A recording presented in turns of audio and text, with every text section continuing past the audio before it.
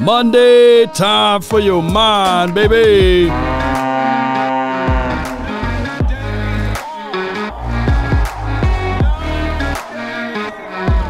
It's the room fill up, be sure.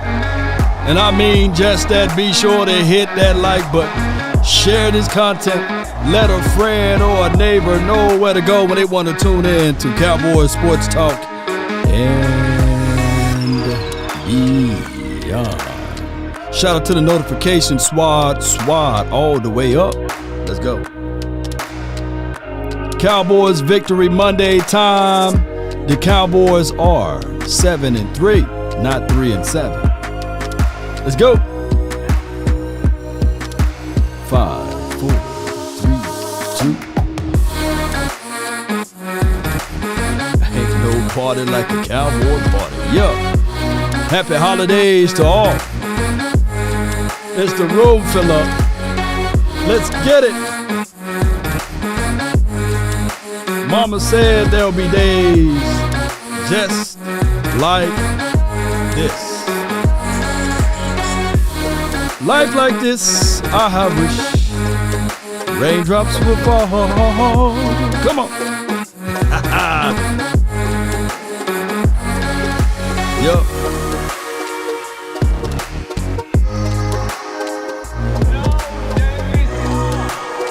No days off, baby.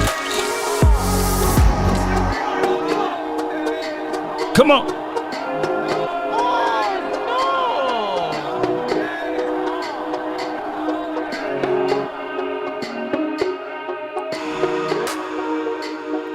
5, 4, 3, 2, 1. Come on. Let's go. Let's get it.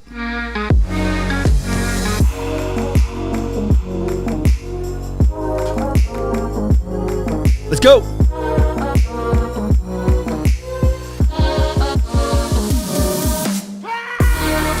Come on. Ain't no party like a Cowboy party. The name is Law Nation. Really appreciate you guys so much for tuning in. Let's get this victory on. Shout out to those who off work all this week.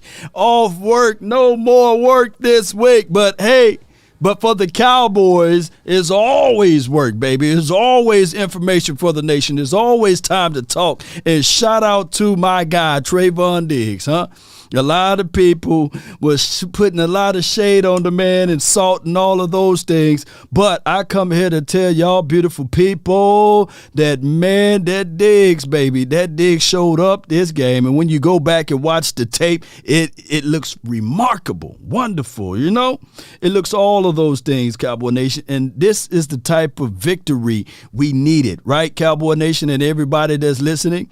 I thank all of those who hit me up and said, hey, Law, I'm not getting a notification. So if you guys could do me one big favor, if you can, if you decide to, is to turn your notifications on, then turn it back off. You can give it that type of try, right? And we can try to do it that way. You know, we can always try to build a plane while it's in the air, and that's what we do here anyway, right? Bring it. We right here. We ain't going anywhere. Come on, baby. Appreciate everybody, man, for tuning in. Shout out to my Facebook SWAT up, baby. Y'all know how this goes right here. Appreciate you guys for your donations, your love, your support, your love and adulations for the nations and all of that stuff, man. That goes a long way, not a short way with me, Cowboy Nation, as this room build up and fill up. Thank those, man, who was with me for all of these hours upon hours. Shout out to you, Jay Blaze. Thank you. And shout out to the Facebook community as well. All right. So shout out to y'all, man. All right. So we got a long show today. So we're going to go through Brad Sham. We're going to listen to some Stephen Jones, not Stephen A. Smith, and then we'll listen to the call-ins or what have you, and we'll get things going in that direction, if that's okay with you all, right? We got a long way to go, but before I get things started, before I forget, let's listen in to this this video right here. And I love it when I look at film, I diagnose film, I go over film, and then lo and behold, the things that I go over, I'm hearing it echo and being permeated from another person's mouth to y'all eardrums about how this said player worked and how he looked in his game. I love all of that, Cowboy Nation. Let's go. But before I hit anything else. Simply because you don't have evidence that something does exist does not mean that you have evidence that something doesn't exist. And what else, man? Well, what I'm saying is that there are known knowns and that there are known unknowns, but there's also unknown unknowns, things we don't know that we don't know. Let's get it. Sam Williams is now playing in his 10th NFL game. What I like about Sam, I like the way Sam arrives at the party. Sam comes to the party, brings a little something to it. Like you watch these plays on the backside, like this tight end's got no chance of cutting them off. He's into that gap, and I like the way he just tackles. Just grab the guy by the throat and just throw him to the ground, one-handed. Like you can see that he's got a little something, right? You watch this right here. And here he is going up against a backup tackle. But he feels the play. Now watch the left arm. Watch it hook him underneath his shoulder pad and then turn him and get back into the play. Like he's getting better at the point of attack, getting more physical at the point of attack. And he's finding more tools to win at the point of attack. But this right here, this is what you see. Like this is a quality right tackle in Minnesota. O'Neal, quality tackle. Yeah. Bam. Like can you walk a guy back any faster than that in this business? Like that's how you get to the quarterback. Like right there, I don't know. He's like he just threw Kirk Cousins into a snowbank, just for fun. Yeah, he's gonna be a factor down the stretch, especially the way the Cowboys want to get after the quarterback. It's their game. Like, you see this right here? This is what I like. He doesn't win this down, okay? But he's working. All right, he's slapping. Half body. Watch half body. That outside hand down. Get out. He's trying to get speed to power. But now he recognizes, you know what? Don't get deeper than the quarterback. Can't get Whoever deeper. the quarterback is, Nick Mullins, Purple 8, doesn't matter. Don't get deeper. Now get back inside. There you go. He's working at it. It's not finished by any stretch, but he's working at it. Well done, Sam. Man, my goodness, man. Shout out to this Brian Baldinger, by the way. And his ability to scrape, get upfield, powerful hands, that 4.4 speed, you can see it out there. And then how he play on the backside, Cowboy Nation. His speed to power is something real. It is something real, Cowboy Nation. And when you look at those things right there, it just make the football in you just seeps out, you know, and say, give this man more chances, give this man more reps. But shout out to Dante Fowler. Shout out to what he did out there on the field. And shout out to Doris Armstrong with 2 sacks, by the way. And shout out to Parsons, right? He the lion is always hungry. But when we got this type of dude, and let me give a little... You know, so shout out to all of those boys for doing that type of work out there on the field to shorten the field by creating pressure, a turnover. And what was the catalyst of this game was the strip sack fumble, right, from Parsons. And when you bring that level on the field, and I get it, I would tell people all the time, just get the money. And Brett was able to kick the field goal. Yes, we greedy, right? We wanted the tub, but man, just get some points. That's momentum. That's in your favor right there. You playing with the house's money. The Vikings tried to answer back. They put 3 on the board or what have you, but that was the rest of it. That was the rest of it. Shout out to you, C. Burleson. Thank you so much for tuning in. Shout out to you, man, for all what you do for the nation, too. And we work on something else for you down the line. So it's victory. Got it on my chest, baby, because we the best, baby. Victory. And now what the Cowboys need to do, first and foremost, is try to stack these things on top of each other. Somebody says, Choctaw, Montana, I gave him 94 on signing day. Yeah, you right, man. Shoot. Yes, indeed. Yes, Trey, I know we were streaming. We were streaming loud over here. Stephen S. Smith is suffering from emotional damage. You know, shout out to you, my guy, Pose. Your dog over here, man. Appreciate you, man. Thank you for your support, man. Thanksgiving, yes, food should be ready and prepared, but we feast last night, and that's what we need to do on every night. Just continue to feast, continue to make sure things are the way they are. Keep in mind, shout out to you, man Stan, Scripture man Stan. He said the Eagles struggle with the Colts. Well, as time progresses, we get less and less Eagle fans in here. But I feel what you're saying, right? So far, they are in the league, right? They're 9-1. We're in second place at 7-3. We got to face the Giants this week on Thursday, and we hope to showcase now the levels of consistency. That's what we're looking for. You understand the philosophy and the formula. Like I said all year and all offseason in the third of all last year, I want my quarterback anywhere between 24 to 27 attempts throwing the ball. I need for my running backs to touch the ball north of 25 times, 25 or more, and they did just that, 15 totes apiece from these guys. And Tony Pollard, man, when we look at what Tony Pollard brings to the table, his ability to leak out here, right, take nothing and turn it into something, and 7 is trying to reach out and touch him, but he goes untouched. Go goddamn man! If you do that, right, and he can run in between the splits, speed, vision. Watch his plant foot. Yeah, get up out of the gate right there. Those are things that we look for, right, Cowboy Nation? And we know that Tony Pollard brings that element, the ability to run in between the splits. We get all of that, right? And we need that. We need this type of Tony Pollard to be that safety valve, to leak out on the backfield, to make the opposition pay when they try to play that covers defense or that quarters defense. So those are things that I look for. The linebacker creeps to the flat. Tony, go upfield, right? That creates the one-on-one mismatch, and trust me, I'm going to take Tony Pollard versus the linebacker any day, anyhow, anyway, right? So we look at those things, and I would be remiss to leave out Elijah Elliott, right? What he brings to the table, Cowboy Nation, the short yardage, you need that, right? Don't listen to the 4-ladder, the 3-ladder, or the 2-ladder, or the quicker ladder, whatever ladder networks, because they're going to try to take away this, right? They're going to try to take that away from us. Shame on those boys. Shame. They try to take away, right, from what we bring to the table. I heard an argument this morning. I don't have the clips on me, right?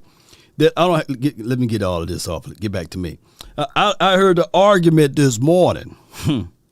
Like, who's better, Saquon Barkley or Tony Pollard? And y'all see me go tooth to tooth, fist to fist with my brother when he was saying that he would rather have Christian McCaffrey, right, over Tony Pollard. It's about time that Tony Pollard put some respect on his name, right? Are you not entertained? Are you not entertained? It's time to put some respect on Tony Pollard, man. You know, a lot of people are so busy trying to compare. I tell people all the time, comparison is the robber and the thief of all joys, right? You stick to your lane. You stick to what you do best, right? And the Cowboys, to me, Tony Pollard is a specialized weapon.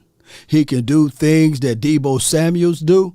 He can do things that Saquon Barkley can do. And then he can run in between the splits a whole lot better even than Alvin Kamara, right? So now you got this unique weapon that been overlooked, right? That so many people now are looking back at it and try to make the comparison analysis and all of these things. You see what Tony P is doing when the opportunity is optimum for him, and that is what we're saying. Let this dude be utilized within the confines of the system. And finally, it just took this long because you had a guy by the name of Kellen Moore who's learning on the job, right? He's learning. Yeah, so he is absolutely learning, baby. So when you're learning, and when you're trying to understand this and that, then those things happen. Those things occur.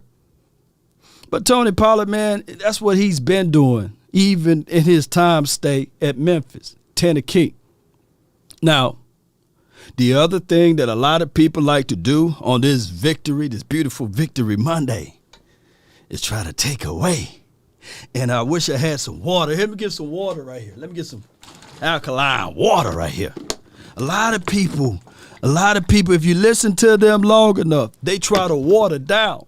They try to water down the victory of the Cowboys, right? 40-3. They try to water it down. They try to have excuses longer than Shaq fake about the Minnesota Vikings.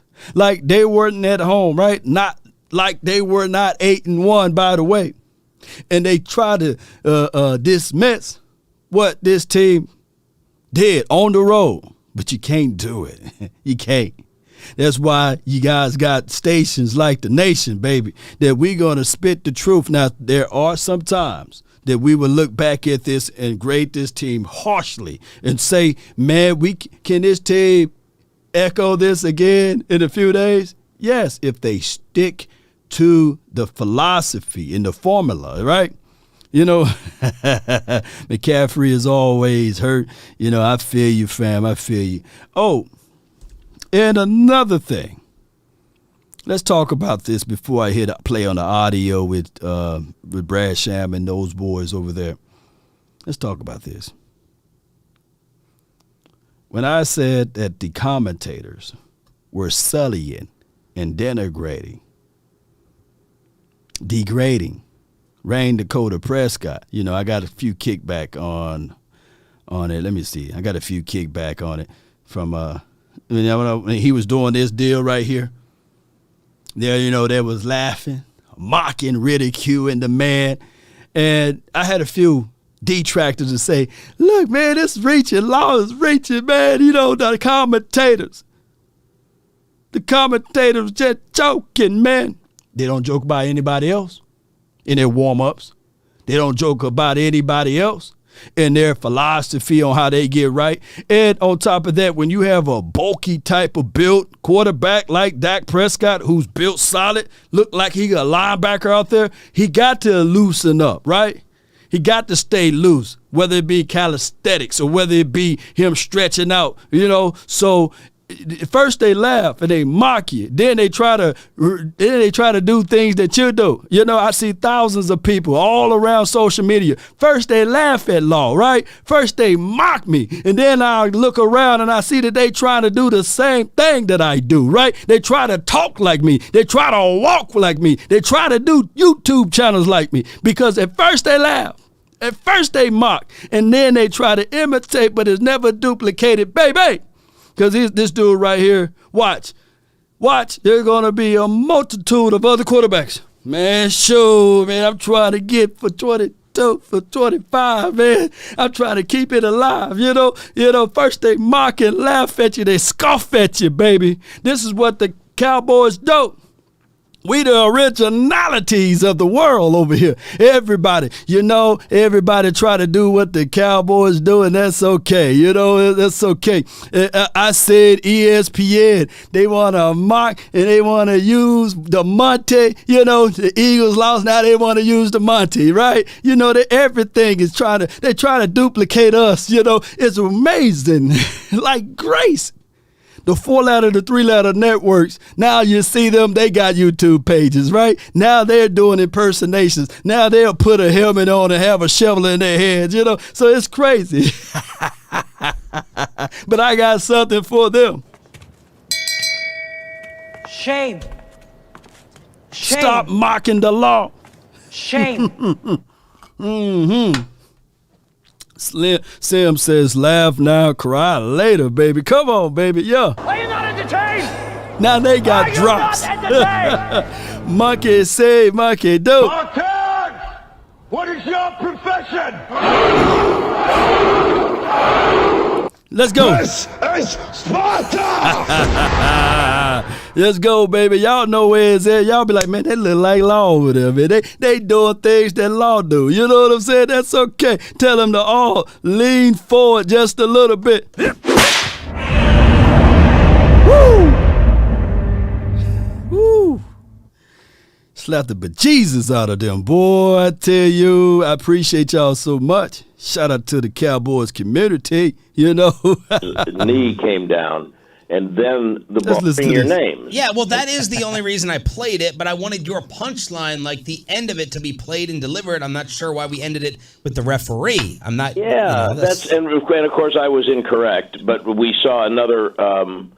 We saw another replay that showed he actually that was Noah Brown. He took like 3 steps, and the ball never moved, and then his elbow came down, or his knee came down, and then the ball moved. It was not quite Dez in Green Bay, but I think they got it right that it was a catch. But of course, for people who didn't hear it, what you didn't hear was me saying Odell would have caught it. Odell will catch that. Oh, we'll get to that in a second. So thank you for paying off the audio, some radio terminology. I heard you in the post game talk about these guys all getting together last week. Could you repeat that for us and your takeaways from that, or what you heard about some of the team leaders getting together? I think I didn't really have enough details to flesh it out until very, very late in the week.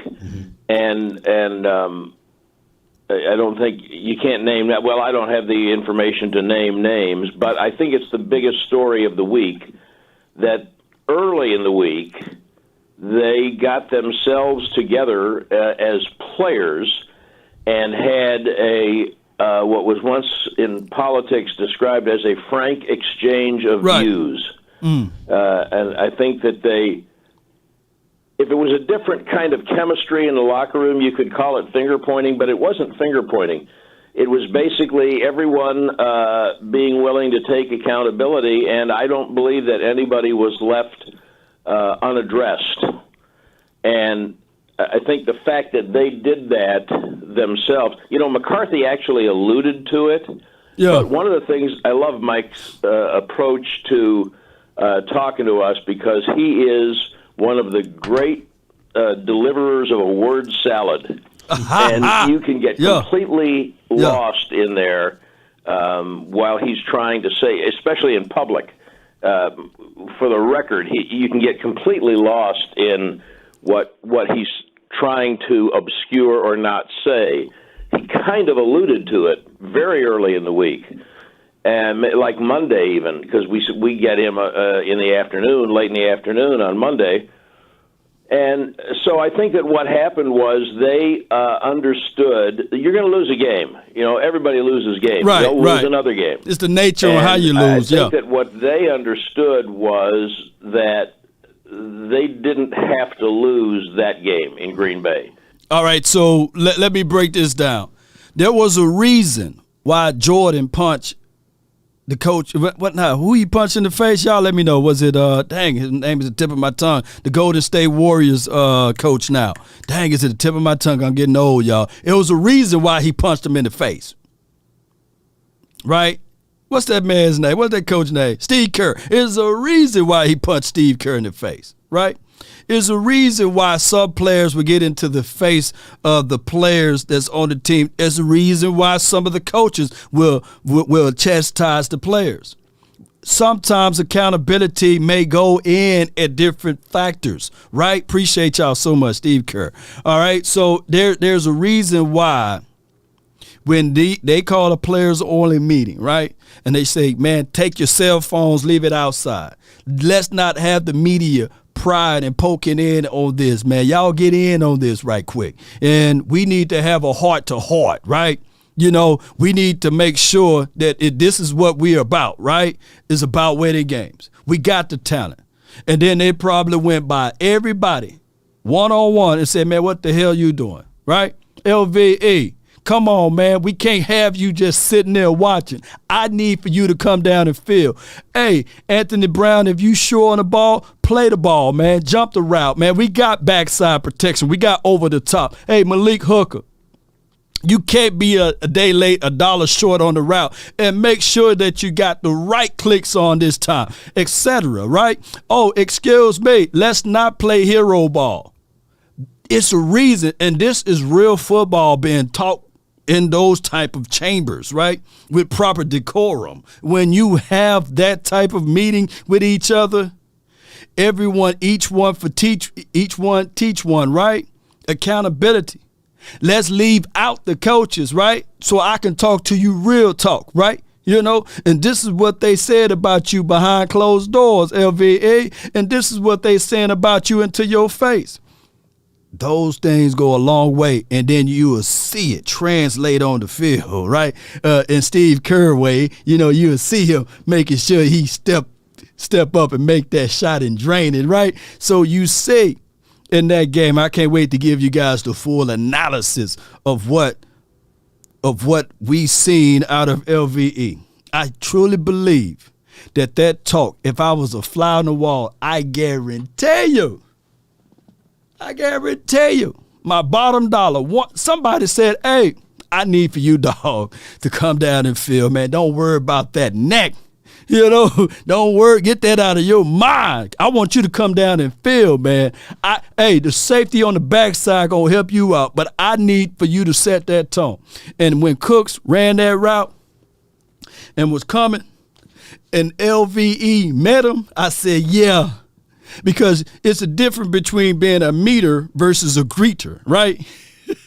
And LVE was being a meter. I'm going to meet you there. I'm not going to greet you and say, hey, welcome to Cowboys linebacker, LBU. You know, no, I'm meeting you there. And I love that, man. So that was just small portions of what happened. And on top of that, in the offensive meeting, I guarantee you, look, let's not have a game where we throw the ball 40 sometimes, man. Come on, man. We got to help our defense out. Complimentary football. Although they were still gashing. 11 carries for 72 yards. Man, that's nothing to sneeze at. But how all of this worked together is because the offense complemented the defense. TOP. If the Cowboys, look, I'm with the belief. Hear me out. Call me crazy. If the Cowboys can win the TOP for the remainder of the season, they'll be undefeated. If they can win the time of possession and be efficient on offense, they can win every game they play in. Literally, the only team that can stop the Cowboys are the Dallas Cowboys. Let me repeat. The only team that can stop the Dallas Cowboys are the Dallas Cowboys. And I know you're going to talk about the aficionados and everything and these sorts of things, what have you. Control the clock. Let's not force the ball into triple and double coverage, Dak Prescott, right? He goes unscathed with this situation too, right? But the wide receiver, no, let's not force it. We had the dump off. We got a guy that can wiggle, make them pay. If they going to play overs, we got a guy that can wiggle and get things done. Named Tony Pollard, right? And Malik Davis is no one to sneeze at too. I saw him out there. He looked pretty sharp. And finally, and this is me not throwing any shade, sprinkling any mama's salt on my guy, Connor McGovern, but I did like the fact when they called and they brought forth, Peters. So we liked seeing all of that. Short yardages, my safeties, my tight ends blocking. We like seeing that, baby. That was not one that they lost because they were not the better team. They kind of lost that one because they let it get away. And if you want to do what you want to do, you can't let games get away that you have kind of, I want to say, belonged to you. It wasn't that it belonged to them walking on the field, but by the fourth quarter it belonged to them, and they let it get away. They didn't like that, and they had to address. I really applaud them for looking at each other and themselves and saying, okay, we got to do, here's the things we can't do, or that will happen again. So I think what happened last night was a result of what they did during the week, and they're not going to win every game 40-3. I don't know if anybody who saw that coming, but it's the kind of solid play they're capable of. That's about as close to a complete game as you can play, I think. Yeah. Sure. If you had to look at Minnesota after this, would you say they were A, like, due for a loss like this, or B, overrated, or maybe C, the Cowboys are just a great matchup for them? If I had to pick one of those, RJ, I would pick due. You have to give them credit. It's not an accident when you win 3 games out of 8 that you trailed by 10 points or more in the fourth quarter. If you do it 3 times, that's resilience and skill. That's not just luck. Right. You can do it once by luck. Right. And certainly you have to attribute to the one in Buffalo to some luck. But I do think it was a good matchup, but they were just living on the edge, and by how they were getting behind. Now they may benefit from this. It doesn't feel like it to them right now. Although I will say that I don't know of many teams when you get beat 40-3, home, road, doesn't matter. You're probably not who you thought you were. They might be able to be good enough to play deep into the playoffs, but I would say mostly due, and then some of it was and I think you're onto something with the Cowboys being a good matchup for them. Rodgers is not a good matchup for the Cowboys. That's bullshit right there. I would say if the Cowboys stuck to their philosophy and stuck to the formula, they win last week, right? But that's the story of another day. When we start talking about matchups and things like that, stick to the philosophy and the formula. Win the TOP.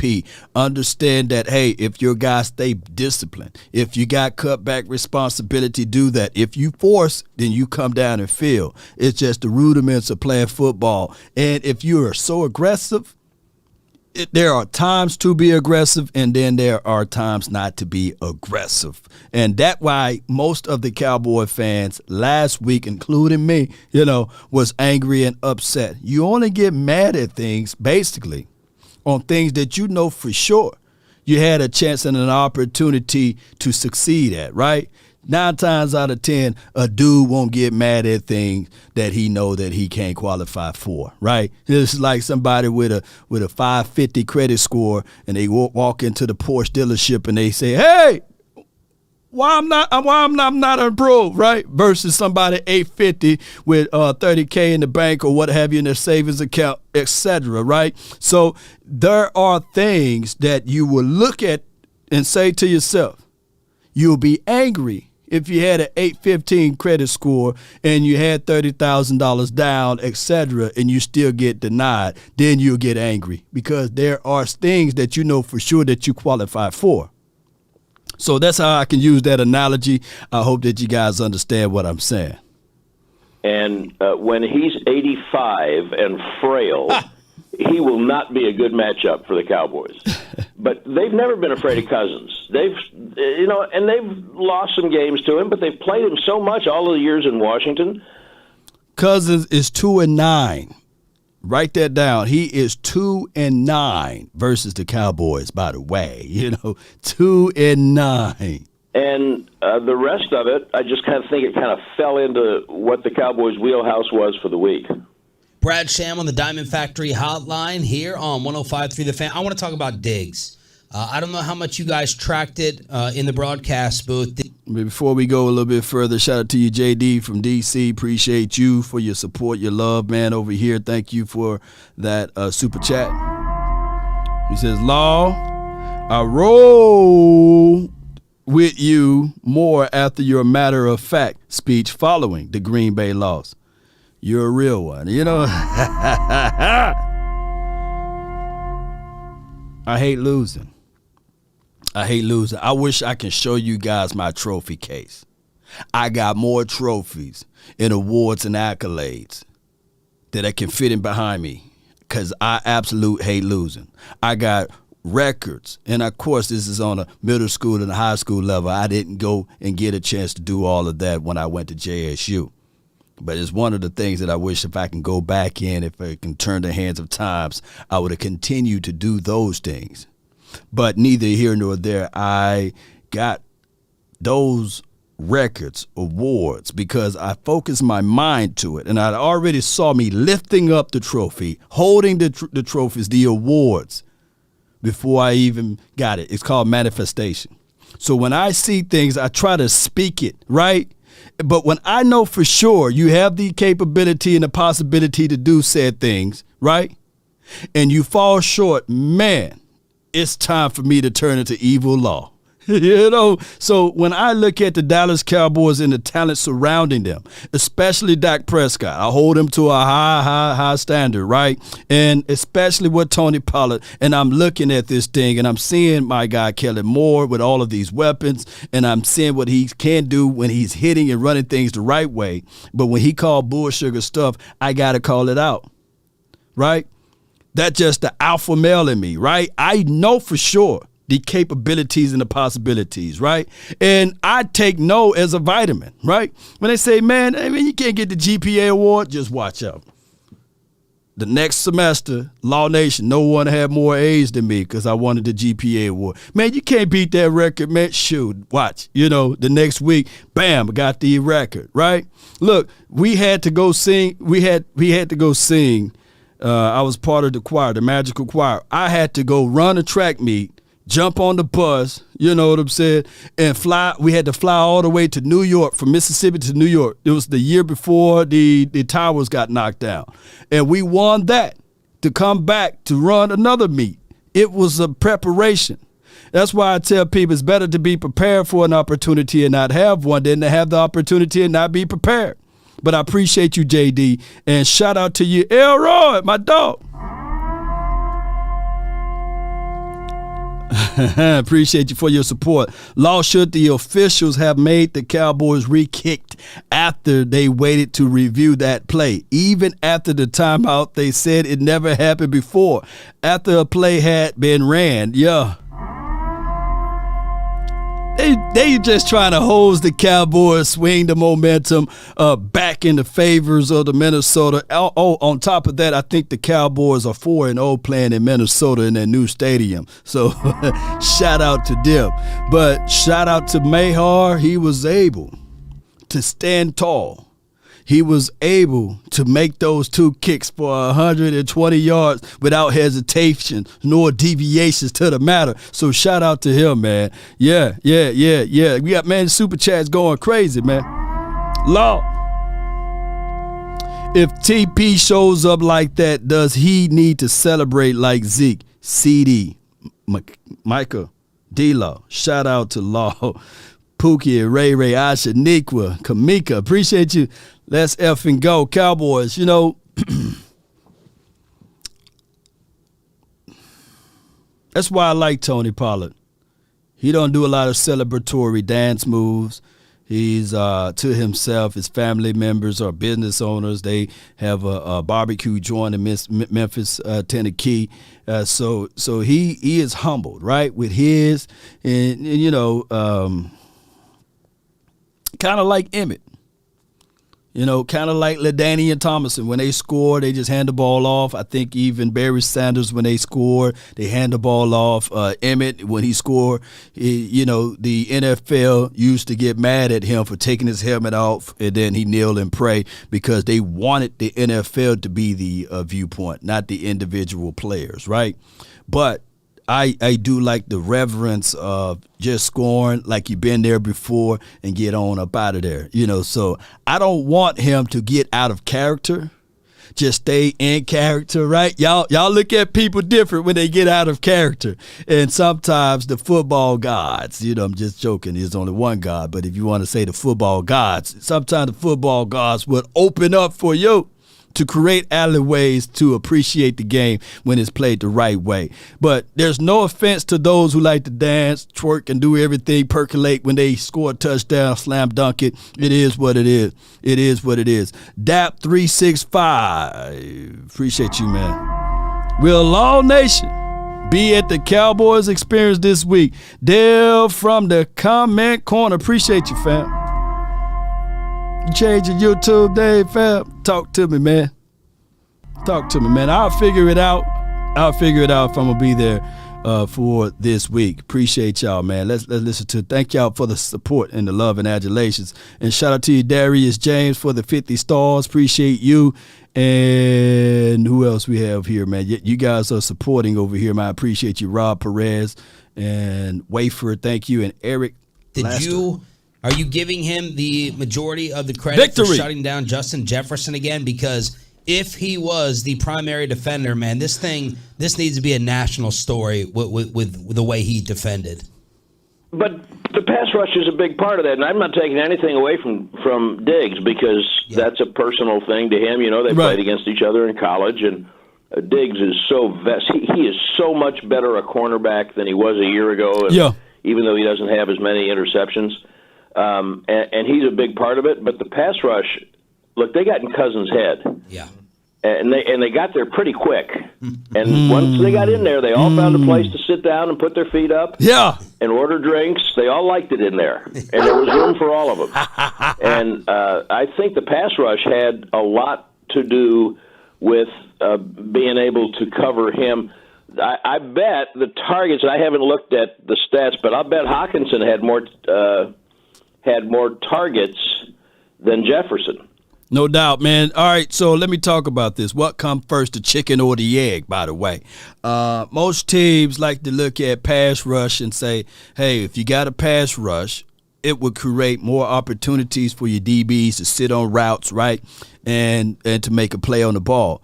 I always like the ideology if you got two free-ranging safeties, right, that can give your DB some more flexibility to be a little bit more aggressive. I'm more of the man-to-man mode, right, with your safeties being in zone coverages so they can take care and make sure that if they try to hit you on a 9 or a deep post or what have you, or a flag route, that my safeties over the top will come out and help. But the only way this can work, ladies and gentlemen, if your pass rush game is sufficient, right?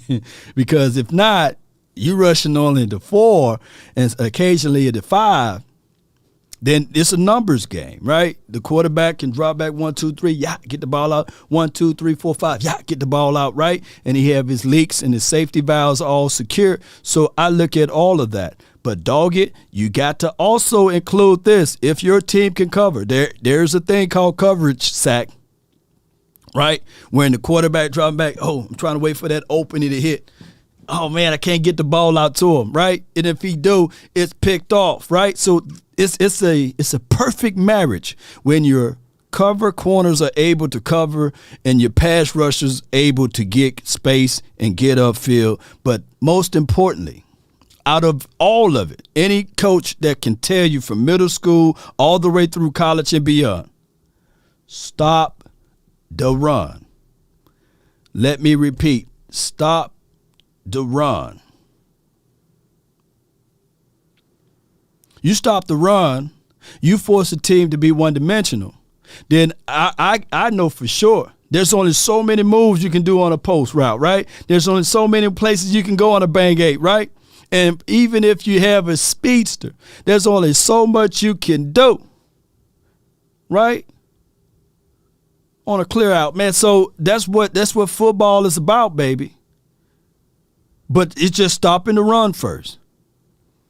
And then you are privy to sit on a few routes, right? You are privy to send more than 4, right? To get to the quarterback. So, and here's another thing too. Ladies and gentlemen, let your offense be your best defense. Let me repeat once again. Let your offense be your best defense. It's hard for an offense to score when you got the ball. It sounds like a double conundrum, but it's hard for your offense to score when you got the ball. Right? There was no time to say, okay, we're going to get back in rhythm. We're going to put the ball in the best way possible for the offense to carry with Cooks. When we have those sustainable drives and we scoring off of our drives, and plus we took 5 minutes or 6 minutes off the clock. That's like oh, that hurt right there. It hurts. Originally. The horn sound like that. And then it sound like that when you control the clock. Greg, did we peak yesterday? Impossible. Peaking is when you do things like that on a consistent level and you think you're high and mighty, right? And then you get the loss. This is our first night putting up 40 points to 3. We are still trying to get to our levels of playing perfect football. Perfect is a situation where it's you doing that on a consistent level, right? That is what we need to look at when you think about all of those things, right? Perfect is when you're doing that on a consistent level and you sitting there walking and you will say, okay, we pick. Especially when you have the gall, right? And you have the saying, oh, I see nothing wrong with, I don't see no weakness on my team. That's when you say, man, dang, you're picking, right? You're picking. The Cowboys coming off of this type of win, now we need to marry it against the Giants. We need to say to ourselves, 24 to 27 attempts, 15 touches for Tony, 15 touches maybe for Ezekiel Elliott or vice versa. Defense continue to get turnovers and manage having this situation of controlling the TOP. So we're far away from peaking.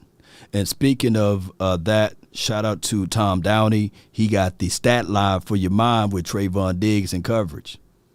Versus the Vikings, 5 targets, 3 catches for 29 yards and 1 pass breakup. Diggs versus Justin Jefferson, 4 targets, 2 catches for 19 yards and 1 pass breakup. One of the 2 catches that he caught on, like Justin Jefferson caught on Diggs, he was in zone coverage on his side of the field. And that had a nice comeback route towards the sideline. I'll give you that, right? Nothing deep. He can beat me cheap right now. I'm forcing you out of bounds. It was in the winding minutes of the quarters there, I believe. The other play, Trayvon Diggs broke off. He was on zone responsibilities, and Justin Jefferson cut it back inside. Right? And I think LVE came down with the tackle. That's playing with leverage. Nothing on the sidelines, right? Give me that, Diggs, all day. If you want to crown Justin Jefferson for those 19 yards, get it. You know. But I can tell you, the other play that was a deep pass, it was questionable, right? Did Trayvon Diggs grab some skin? Yeah. Right? Hey, nothing deep, right? Shoot, you got to pull, you got to hold sometimes. If you get away from it, hey, shout out to the aficionados. He might blink when I was held, right? Right? So in DB world, there's never been a DB that can step tall and say he never blown coverages and he never got beat deep. But the ideology, you want to get into the mindset of the wide receiver, right? You want to tell the wide receiver that I'm better than you and that ball belongs to me when it's in the air. Most people would say that their DBs never, got burned. Every DB that ever put on a suit and a Cowboys uniform or NFL uniform got beat deep, got beat underneath, got beat on a good route. So many people say that their DBs don't get beat. Don't get beat deep or what have you. Those are people that don't understand football. Those are people that you take a look at it and say, yeah, all right. It's like a boxer saying that he never got rocked, right? Right? There's only a few boxers that say, hey, I never got cut, right? Was that Muhammad? Muhammad never got cut, right? But you're going to get hit. You can't box without getting hit and getting woos, right? Just like a DB, you got to have that recovery. And on top of that, got to have a short-term memory, right? And there's a reason for that, because he just didn't have time to set up and let Jefferson work deep routes and that kind of thing. But, I mean, there's no taking away from the fact that Diggs did a really good job. 9 to 5 targets. Hawkinson had 9. Diggs had 5. Hawkinson had 9, okay. Jefferson had 5. Right. Well, I got one right. Oh, hallelujah. Brad, it didn't become as much of a discussion point, obviously, because they won the game. But, man, Mike McCarthy looked primed on the sideline to be really upset if Maher was going to miss that second 60-yard field goal just after the league seemed to take so long getting that replay up. Do you think that's something that the Cowboys will reach out to the league about this week? Is just like, guys, come on. Like, we got to be a little bit more on the ball with this because you guys almost cost us points here. I think every team in the league ought to be on top of that to the league because that could be anybody. I mean, I don't know how you messed that up so bad. And then how about Maher? Maher! And if you notice, here's what I like best about it. You know, you never see much emotion out of him. And when they zeroed in on him before he took the second one, you actually saw him stop and take a deep breath. And I got in the locker room afterwards, and I asked him if that was unusual. He said, yeah, a little bit. He said I had to kind of recenter myself and make sure, because everything he's hitting right now is just the same. It's so smooth and it's so consistent. Knock on some wood. But yes, I would think every single team in the league would be terrified of that because that could be anybody at any time, and that can't happen. Came a long way from training camp under this goalpost, didn't we? I was talking to Broadus on the postgame show last night, and I said, remember when we were sitting there dodging Jonathan Garibay, like you were worried about Garibay hitting you in the head, ducking away from the... And remember everybody's reaction when they signed him? Really? Yeah. Really? This is the best we got? Yeah. And now the only question, I think, is how long a contract do you want to try to sign him to? I know you talked to Biotish afterwards. He's one of these guys that doesn't get discussed. Tyler Smith doesn't really get discussed. Right. Let's talk about this offensive line a little bit, Brad, because they could be a first or second storyline from this game.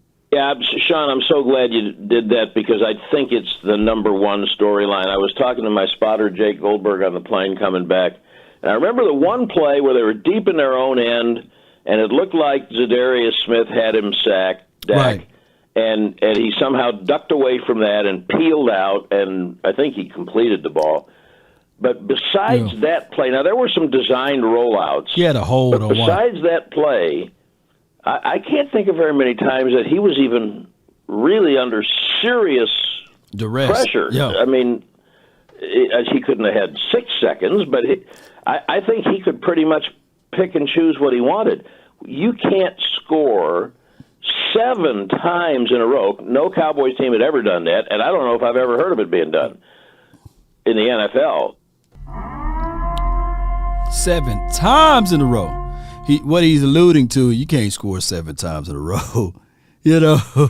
And the Cowboys did just that, man. Let's listen. You can't score the first 7 times you have the ball. Right. You can't go 20 of 25 passing. Right. You can't run for what they ran for without the offensive line being a major factor. Now, Pollard was so explosive, and a couple of the catches were great. You know, Lamb, obviously, on the sideline. And Biotish said this to me in the conversation I had with him. He said, we understand those skill guys, they're going to get the headlines, and they should. They do. He said they're tremendously talented, and everybody loves it. But he said we had a goal to make sure we all just concentrated on doing our job. And it's a cliche, but I mean, they played so well. If they get that every week, you'll have different circumstances, and they'll have weather in Nashville and maybe in Washington, and if you get that out of your offensive line every week, then you got a chance to play a few extra games this year. And I think that Tyler Smith moving into guard is just seamless. I didn't see any problem. Look at the tape later, but I didn't see any problems. And by the way, McGovern has really stepped it up. He's been playing really well. Biotish has been playing really well. Talk to him. And, I think the offensive line is a major storyline coming out of that game. Now they got to... Now, that was the end of that, man. Appreciate 105, the fan, 105.3, the fan, for their work over there with Brad Sham. And shout out to Bobby Bell and Sean and RJ, man. That link is in the comment box now. Please be sure to go over there. Shout out to them. Listen to the full interview. It's about an extra 5 minutes longer than what I just did. And let's go, Cowboy Nation, with everything. I really appreciate y'all on this Victory Monday. You know, what we'll do is I want to know your thoughts, your feedbacks of all of this, man. So I'm going to try to find the phone number here. We'll put it at the top of the screen. And you guys jump in, reserve your spot, and then we'll listen to a small snippet of what Stephen Jones have to say about this this victory too on this beautiful day. And shout out to Stephen Jones. Vice President Stephen Jones, good morning. Heck of a morning, sir. Good morning, guys. Yeah. Great day yesterday for the Cowboys. Absolutely. Now, we just need you to go ahead and confirm, because I know you would want to do that. Did you have to come on earlier because you're meeting Odell Beckham at noon? Not just yet. Not just yet. We're probably not going to be talking about that much because it's getting to be pretty strategic right now. Okay. I have one more slight question, and this is just a general question about that. Then I want to talk about the amazing game.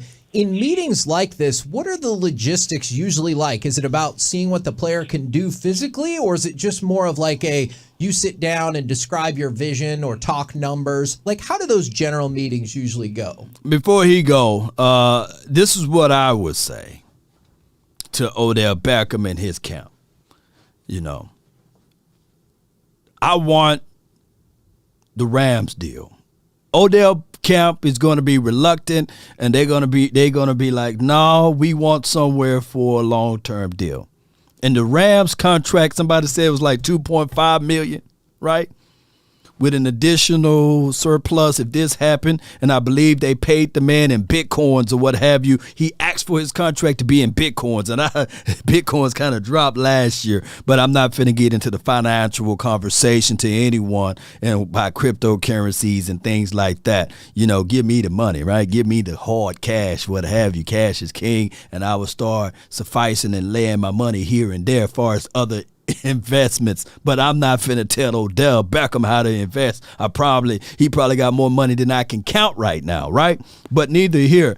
As a financial analyst, man, I'm gonna tell you, he's gonna do whatever he need to do what's best for him, right? But I would tell you, if I'm John Stephen Jones, I'm sitting down, I'm sitting here, I'm telling him, I'm looking at this contract from what he did last year for the Rams, and I say, I want that.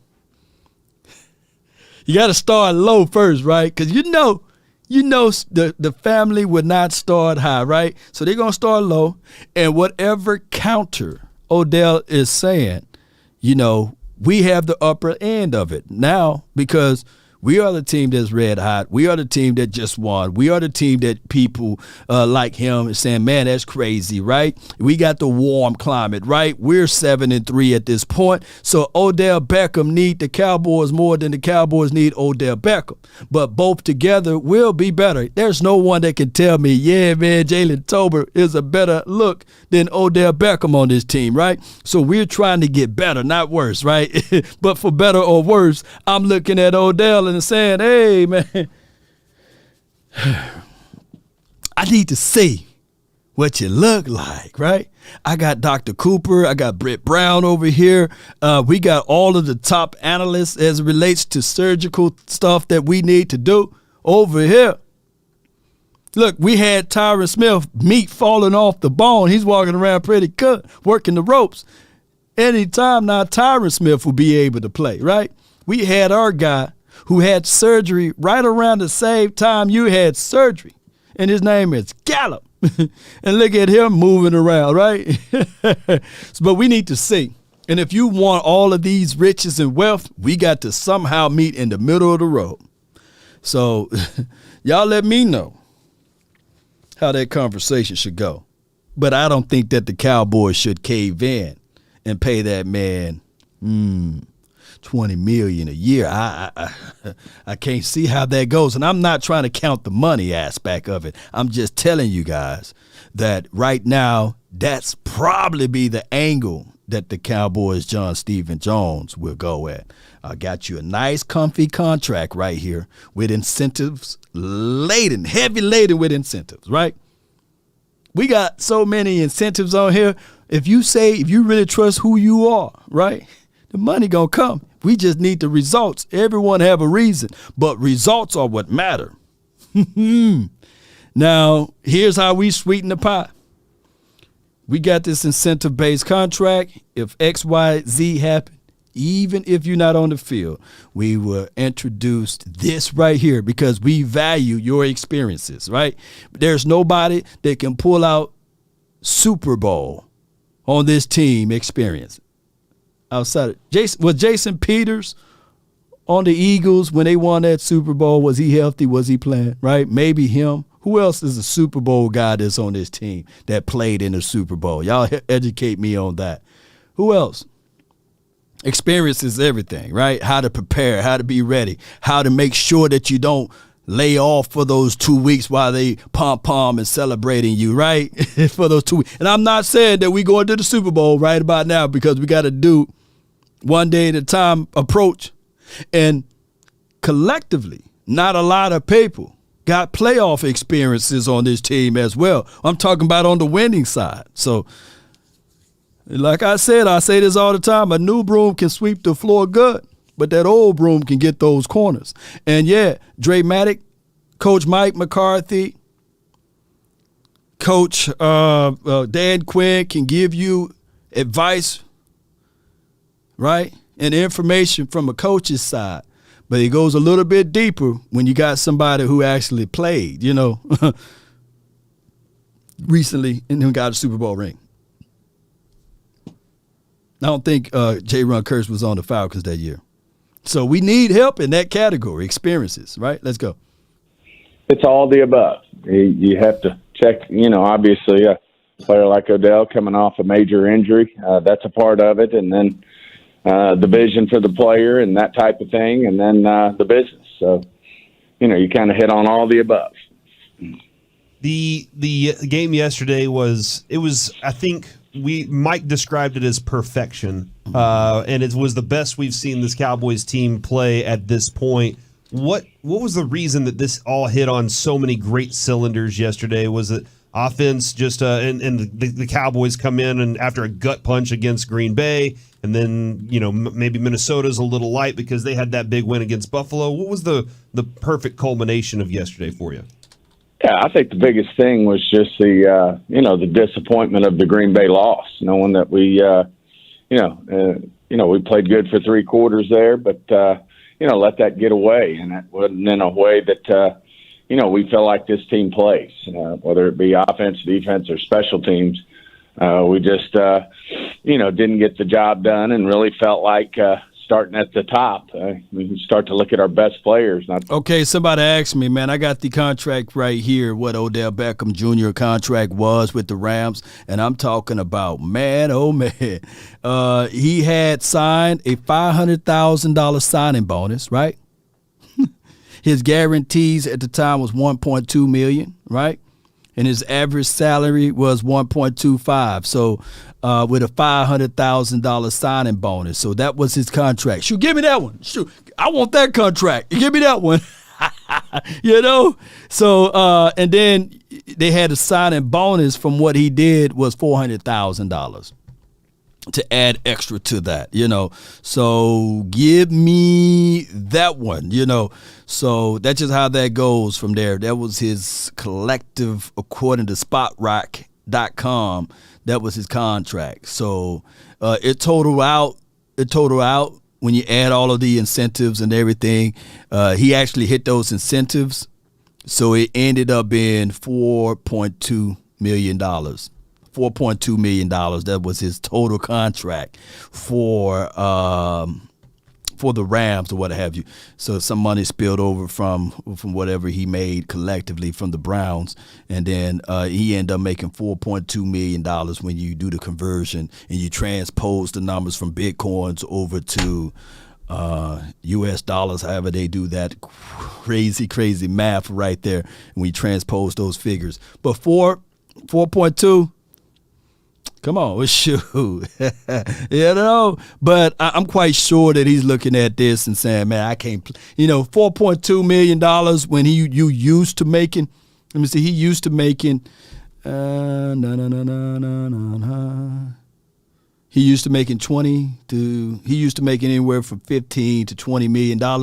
I mean, that's starving money right there. You used to making anywhere between 15. He was making 6.9 his rookie year. So when you used to making $15 to $21 million, and all of a sudden you knock down a 4.2, that's a long way. You looking up there like, hey, I'm getting paid scraps over here, man.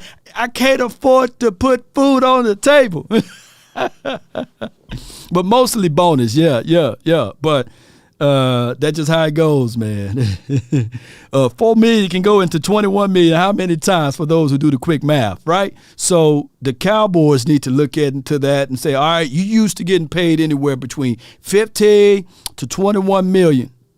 We ain't really about that smoke of giving you the $21 million side, but we can work out a deal where you right here at this $8 to $9 million, and we'll have some incentives put on the back end and work with me. We only got $6.9 million free. So that's just how that goes, Cowboy Nation. Let's listen to more of John Stephen Jones. Not that we don't have a whole team full of, really good players, but you start with Dak and Micah, and certainly they owned it and set the tone in practice all week. And I just think, that was a big driving factor is to, not necessarily show our fans, but more than anything, show each other within the confines of the team, the coaching staff, the organization, that we can certainly play at a higher level than what we showed against Green Bay. Is it impossible not to get caught up? I'm just telling you where I'm at today is when Jerry Jones talks about this team being a championship contender. I know there's a long way to go, but is it impossible not to get caught up in that kind of excitement? All right, so before they go with any more conversations of this, the general manager, the owner, that's his job, right? My team, championship. My team need to be here. My team is the best team. Now, it's up to the coaches to see what the owner is saying, right? And block that out and say, hey, one day at a time, one movement at a time. Let's continue to get better. Look, we ate our humble pie. We haven't accomplished anything. My job is to elevate and coach you. That dude that's saying that we going to the Super Bowl every year or we going to win multiple championships and playoffs, etc., his job is to replace me. My job is not to get replaced so that I can elevate you guys. I got somebody on my neck. Naturally, that's how it goes. Normally, the owner, he sit back, he got all of his people in charge, and he put a lot of pressure on the general manager. We don't have that here because the owner is the general manager, right? So the general manager normally sweats, right? The general manager, he got to say to himself, hey, I got to do X, Y, and Z to keep my job so I can have food on the table for my people, right? But it don't work here in this unique world for the Cowboys. We got the owner, who is the general manager, who is the doctor, who is the / coach, and a whole bunch of other things. And that's just how it goes, unfortunately, for the Cowboys. But the only way this works, if the players win in spite of the coaching, and the coaching win in spite of the owner, general manager, etc., right? Whereas he can't play that political football. He can't get into the falling in love affair with the players. He got to make sure that he's coaching the right way possible to win games. There's no other way around it. I can't explain it no other way. Absolutely. I mean, you enjoy the moment, as we say, but we've got a game Thursday against the Giants, and it's a big game against a divisional opponent. They're having a great year, identical records to what we have, and we all enjoyed the day yesterday, the night last night, and it's time to get back to work and get focused on the Giants. This game's going to be here before we know it. We'll be kicking it off there Thursday, Thanksgiving, at 3:20, and the game's here. What were your hold on. This is another thing that I want you guys to understand too. As Cowboy fans, we won that game 40-3. Before we get into any serious conversations there, before we do all of that, understand that, celebrate this moment. Don't be that fan that still say, well, hey, man, It's been 27 years, man. And the Cowboys, man, we gonna fold up again, man. And we can't win with Dak Prescott, man. You know what I'm saying? You better enjoy this, man. Boy, you better be talking some Donkey Kong-sized stuff. It ain't talking about things that's coming out of your mouth. I'm talking about things that come out of Donkey Kong. You know what? About this team. And letting people know that you're a real fan, right? It's Victory Monday. You don't want to be just talking about, man, the clouds in the sky, man. You know, Cowboys, man. You know, we ain't going to do anything in the playoff, man. You know. Right? You know, it show. Enjoy this moment, man. Celebrate this. I guarantee you, if the Eagles, I got to bring up the Eagles. Shout out to the Eagles fans that's watching right now. If the Eagles would have beaten the doggone Vikings 17-3, the four corners of the multiverse would have heard about it. They would have been on the other people channels, dropping their Eagles droppings, right? Talking about they're going to do this and do that. If the Eagles would have beat the Vikings 7-3, there wouldn't have been a soul out here that can tell them otherwise. They would have been talking left and right. They would have been talking about, here the Eagles go. The coach would have been flexing all into the stadium in the stands. Oh, Lord, do you have any tangible evidence? They struggled and beat the Colts. And look how the Eagles are acting. The coach is going up there. How about them Eagles, right? He's flexing on the Colts, right? I mean, come on. Look. At some time, you got to enjoy being a fan. At sometimes you got to enjoy being where we at. Don't y'all know it's been since 2006 and 7 since the Cowboys just made it back-to-back playoff appearances, right? And before that time, it was 94, 95. So, look, enjoy this moment. There's something about positive energy and positive vibes. If you think I'm lying, check out Lady Jessica, you know? Your thoughts on Micah Parsons just establishing the tone by creating the forced fumble to start the game? Well, I think, he came out and he backed it up. He said, I think he stated throughout the week that he was going to play better. The defense was going to play better. And obviously to make a huge play like that on the first drive. And, we were able to come away with points and did a nice job with that. But it was. Look at my guy. I am awake. Are you? Come on over, Law. Stop holding it in. Look. I would never be an Eagles fan. If I died and they put me in the grave and somehow, even if an eagle fly on my tombstone, I'm breaking up out of the grave, right? Oh, even if somebody put the Eagles logo on my tombstone, somehow that is going to be cursed. I'm going to climb out of the grave. And they said, man, Law Nation done resurrected. I thought he was dead. He's walking now. Look at Law. He's talking now. He's up and he's cursing the person whoever put that eagle stuff on his grave, right? It was a crazy movie, a scary movie back in the day. I spat on your grave, right? That's going to be me. Even if I died, I'm coming out, I'm raising up out like the Undertaker, and I'm coming back, and I'm going to make sure that your family and your family and the family before that and the future family will be forever hunted by the Law Nation. You know what I'm saying? It's going to be some war of the ghosts, you know what I'm saying? I'm coming up out of there. Here's Killer Law. I'm gonna be like the doggone dude, Micah Myers. Micah Myers ain't got nothing on me, huh? So they better make sure they put a star over my grave whenever I see the time to taste the glory, right? Come on. Just a big play, and I think set the tone for the day. Was there any part of you that kind of had to hold your breath for just half a second when he came up hobbling for a quick minute after late in the game? Well, you always hold your breath when any of our players come up hobbling like that. But, certainly he was able to get through that and, feel like, they'll go through the proper checkups today, but feel like he'll be fine.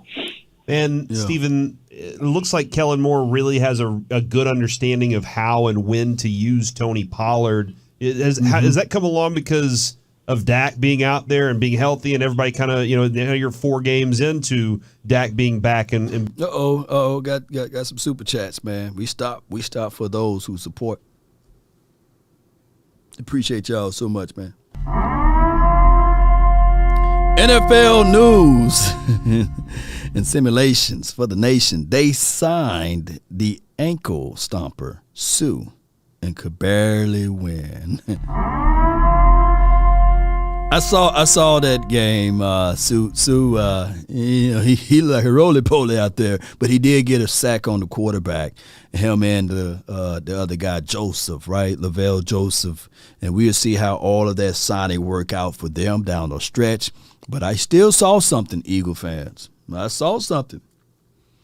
It looked like you can still run on them boys. They look like, man, the dude belly was moving around. So done gained some pounds on him, man. And we will see how he will look like. You see those big boys, they look good their first game, and then the second game they dissipate a little bit. You remember they was key popping champagne bottles and everything when they signed Robert Quinn. So we'll see how all of this work out. Davis, I will check out that on Twitter too. Appreciate you, man. Thank you. And then we got another one from Pose. Any words on James Washington? I don't know, man. I hope that James can do something and showcase why we were so anxious to see him, right? To me, he had a few good plays in training camp. He hit the big old shoulder pads too, looking like Emmett. He's about the same height as Emmett, by the way. And from afar, he looked like Emmett. I said, what Emmett doing out there, man, with 83 on? But neither here nor there. He came in hobbled. He didn't have the fastest recovery from what we can see. But we'll find out, man, of what James Washington can do for the Cowboys, silver and blue. All right, let's see what we have here from the rest of this. Thank you for the super chat. Being able to push forward here. Well, I think, I was actually visiting with Tony Romo after the game, and he said anytime when he missed in his career an extended period of time like Dak did, it takes a while to get back in rhythm. And certainly, it don't take that long out of playing. Shout out to you, Robert Vance, man. What's good? He says, what's up, brother? Appreciate you. Shout out to you, Rob. Appreciate you. Thank you for the support. Certainly Dak did. Certainly Kellen, I think, is getting a feel for our personnel and what we can do. I really thought Zeke and Tony complimented each other all day. Zeke's just so physical. We missed that, in the Green Bay game. But he's, I think it's a great 1-2 punch, and I think Kellen yesterday, just called a hell of a game. Played great complimentary football. Right. And did the things that I think this team needs to do to win. I know that we probably... He said complimentary football. Don't take that like loose change. Make sure that y'all deposit that into your heart, soul, and mind. That complimentary football. If the Cowboys stick to the philosophy and the formula and all of that, man, we can win multiple games. On top of that, the only team that can slow down the Cowboys if they play complimentary football will be the Dallas Cowboys. Don't want to show preference to any particular player, but today is Brett Maher's birthday. And Cooper Rush. Shout out to them, man. Can we make sure to get them a nice present today for everything? And today, Troy Aikman's birthday, too. When was Troy Aikman's birthday? Is he born around this time? I could be wrong, but let me know. They have been doing?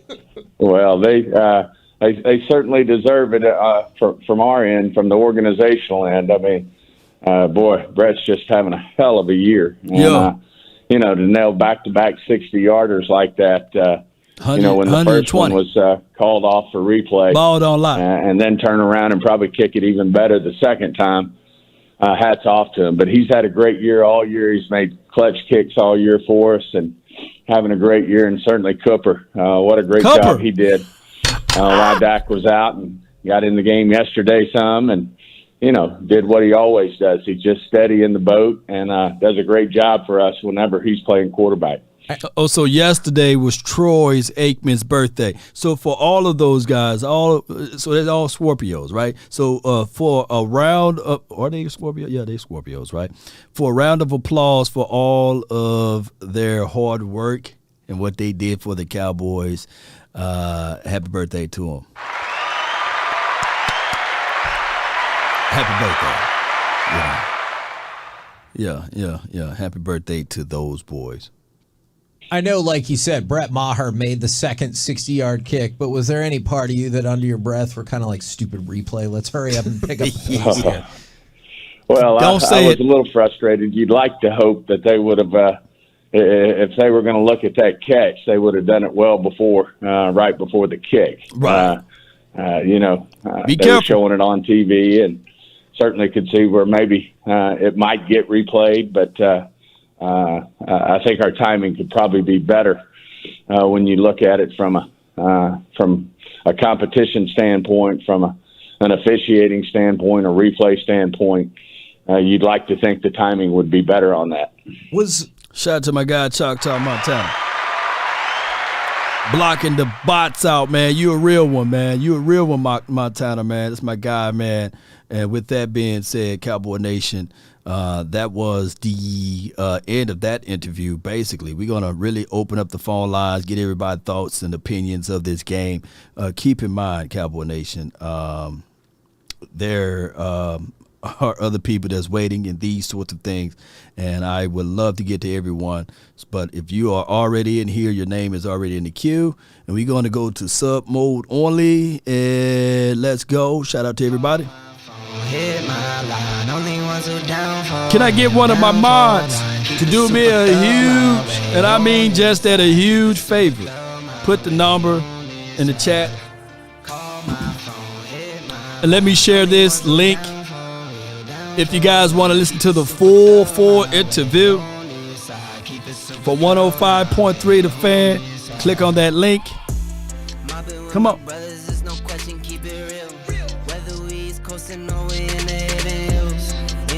Straps of blue faces, not the pills. Heard you calling bluffs, I show and prove it is for real. Shout out to y'all. Son of God, not a son of sand. Come on. Keep it off the books and keep it coming in. It's the OFC, what I'm coming in. The inside caramel just like 100 grand. There are 7 participants in the conference. Let's go. Please announce yourself. All participants are muted. Come on. Call my phone. The number's at the top of the screen. Appreciate everybody, man. Sub mode only, yeah. Appreciate everybody, man. All right, so with that being said, I got roughly a slew of people in here, and we're going to go in the order that they were received in. And let's go with my guy, Cam. Oh, Cam, you're live from the 205. Oh, Cam. Well, now I ain't gonna talk about what we were talking about before you muted us.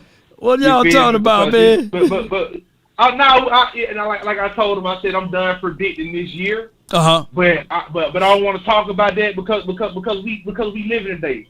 This is a Cowboy victory Monday, but for the actual team is get back to work Monday. Okay. Get back to the. I like what. Right. Yeah, get back to work Monday. Yeah. I like everything that we seen yesterday. Yesterday was a good game. It's just a CBS commissioner. He said that they cannot present a live murder like that on national television. They said it was too explicit, so they couldn't put a murder on national television like that. And I understand. Right. But when we get our ass kicked, hold on, Dolo. So when we get our ass kicked, y'all put that murder on TV. So don't take now goddamn game off CBS, or we'll take our ass back over there to Fox, motherfucker. We are Cowboy Nation. We will run this CBS with our bulls and our horses and wreck that shit. Yeah, get on up there. I do it no more. I ain't playing with them. Another thing I want to say. Talk to me, man. If that's the team. If we take the team that we had yesterday to the goddamn playoffs and we play like that, let me tell you something. We gonna win something.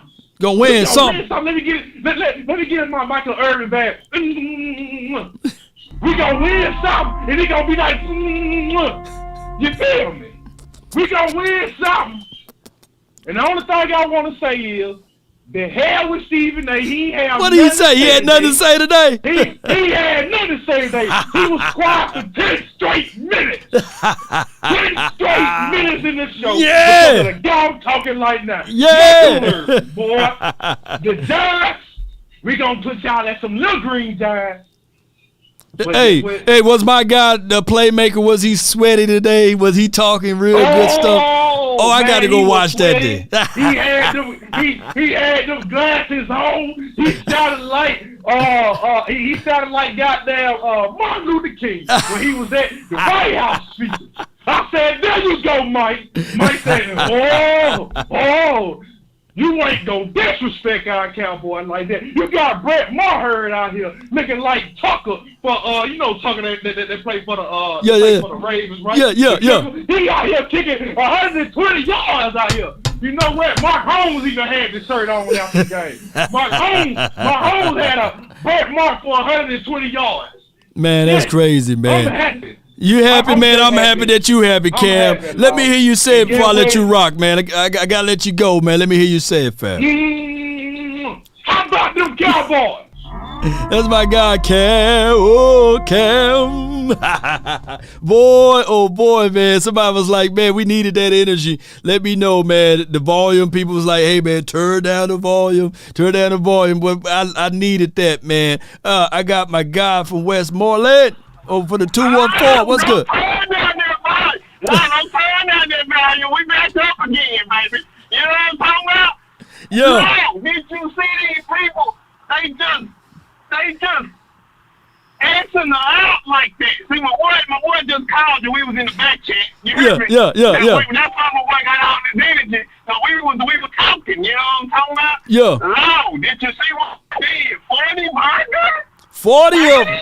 Yeah, 40 burgers, man. 25 attempts, love. That's all we need from them. Kelly Moore, we don't need you to be doing all this trying to be fancy, fancy. No, bro, we trying to go to the Super Bowl. You hear me? No doubt, man. Everybody. I feel like defense gonna be okay, yo. Defense gonna be okay because I really feel like Micah Parsons got some mental. He talk up, he vocal. Right. You know what I'm saying? Right. And they believe in him.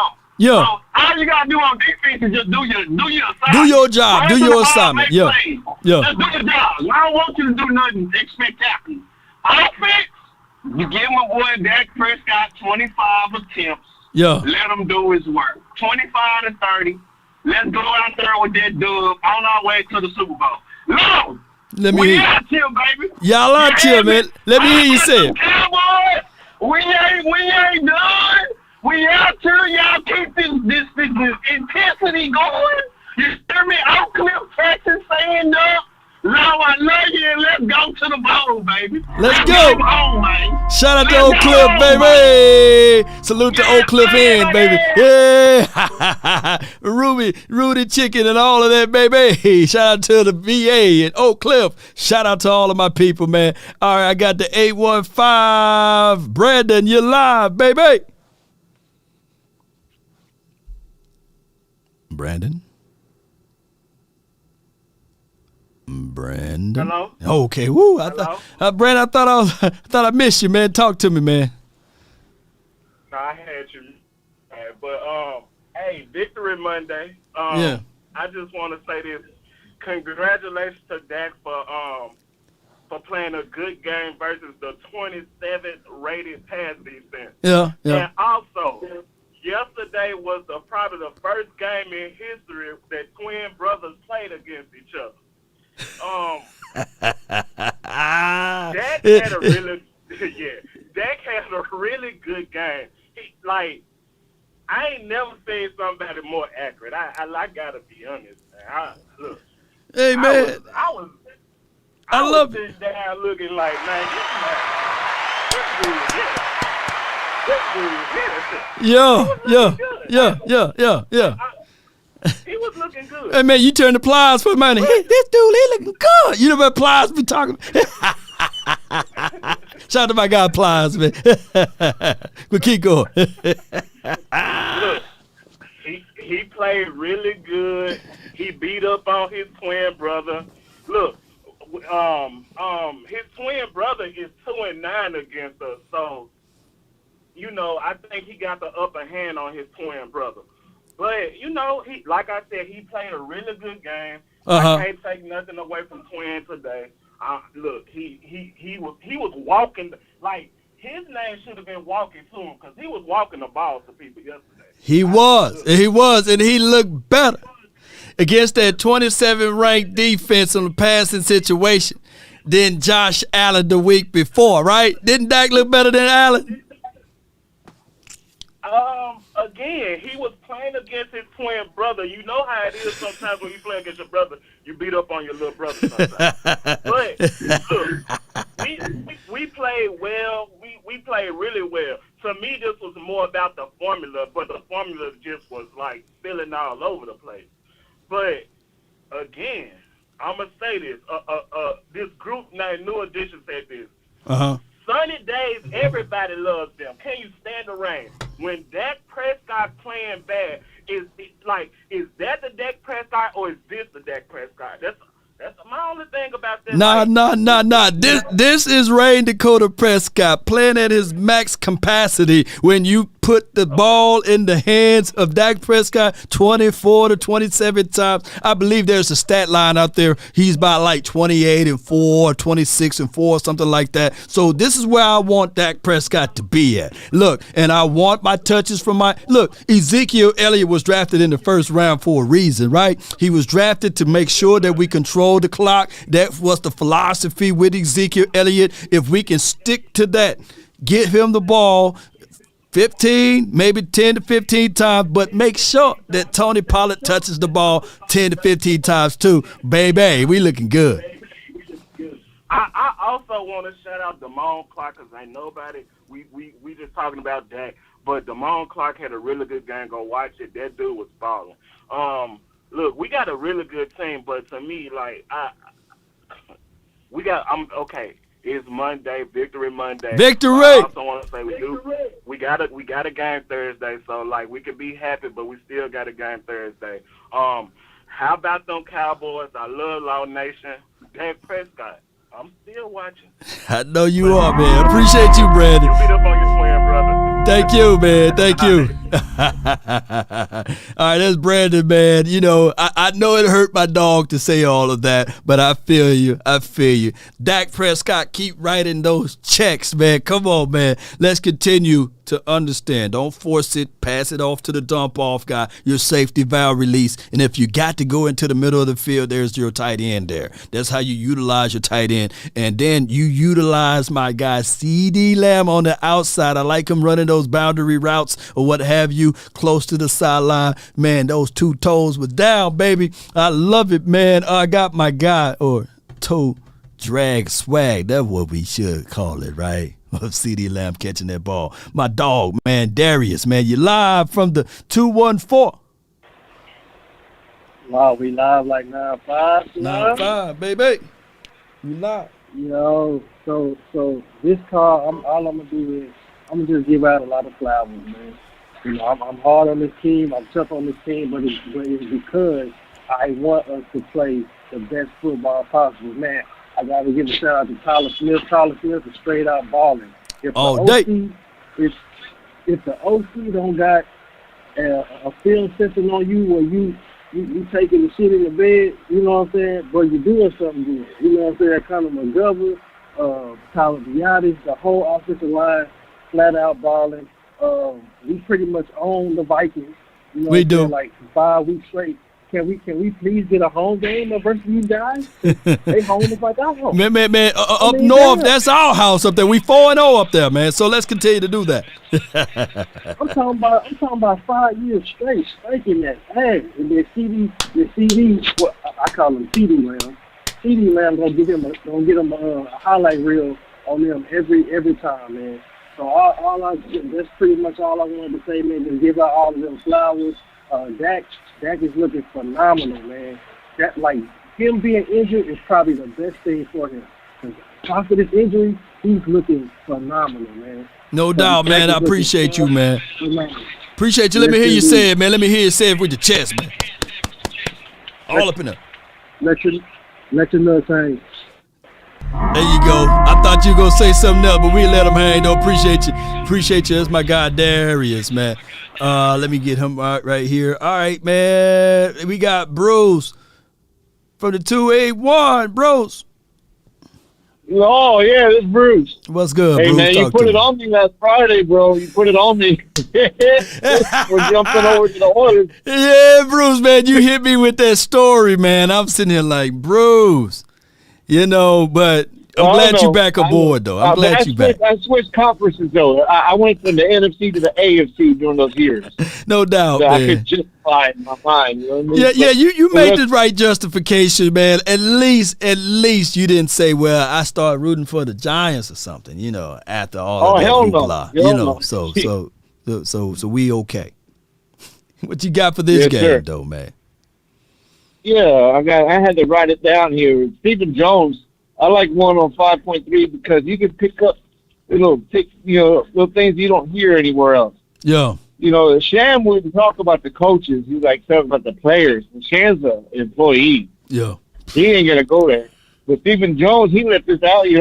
Kellen Moore did the things I think we need to do to win. Mm-hmm. I bet they had a coaches meeting on Monday. Mm-hmm. Oh yeah.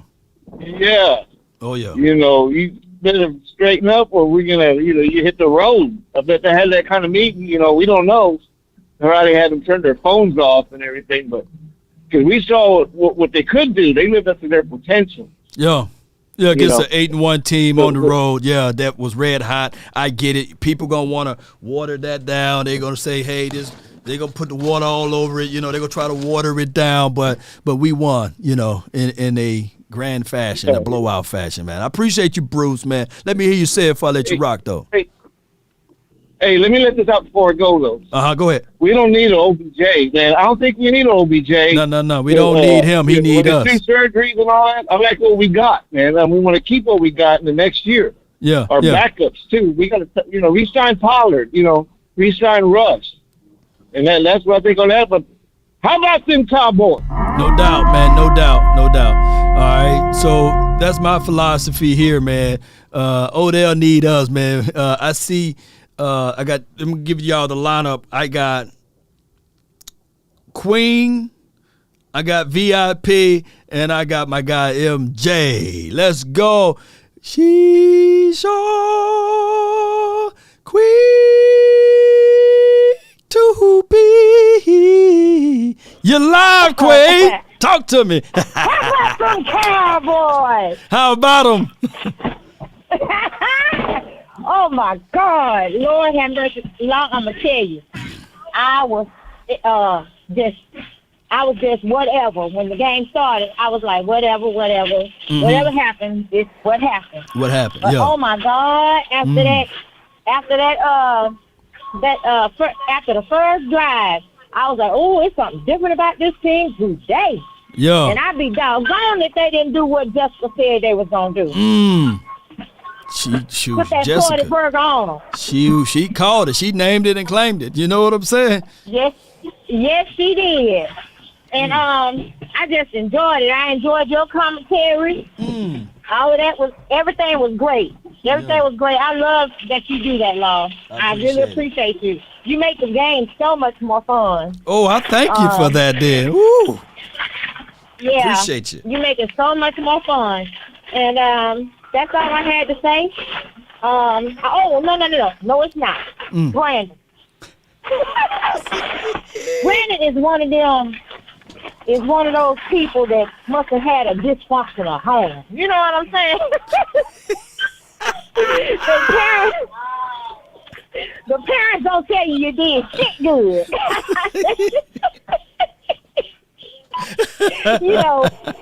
Mama, I made an A-. Mama, I made an A-. Boy, you're supposed to be an A+. Yes, I truly believe that's the way he grew up. He was trainer. Daddy, Miss Parker down the street. cook better potato salad than Mama. I think we need to go and you married Miss Parker. Get rid of Mama.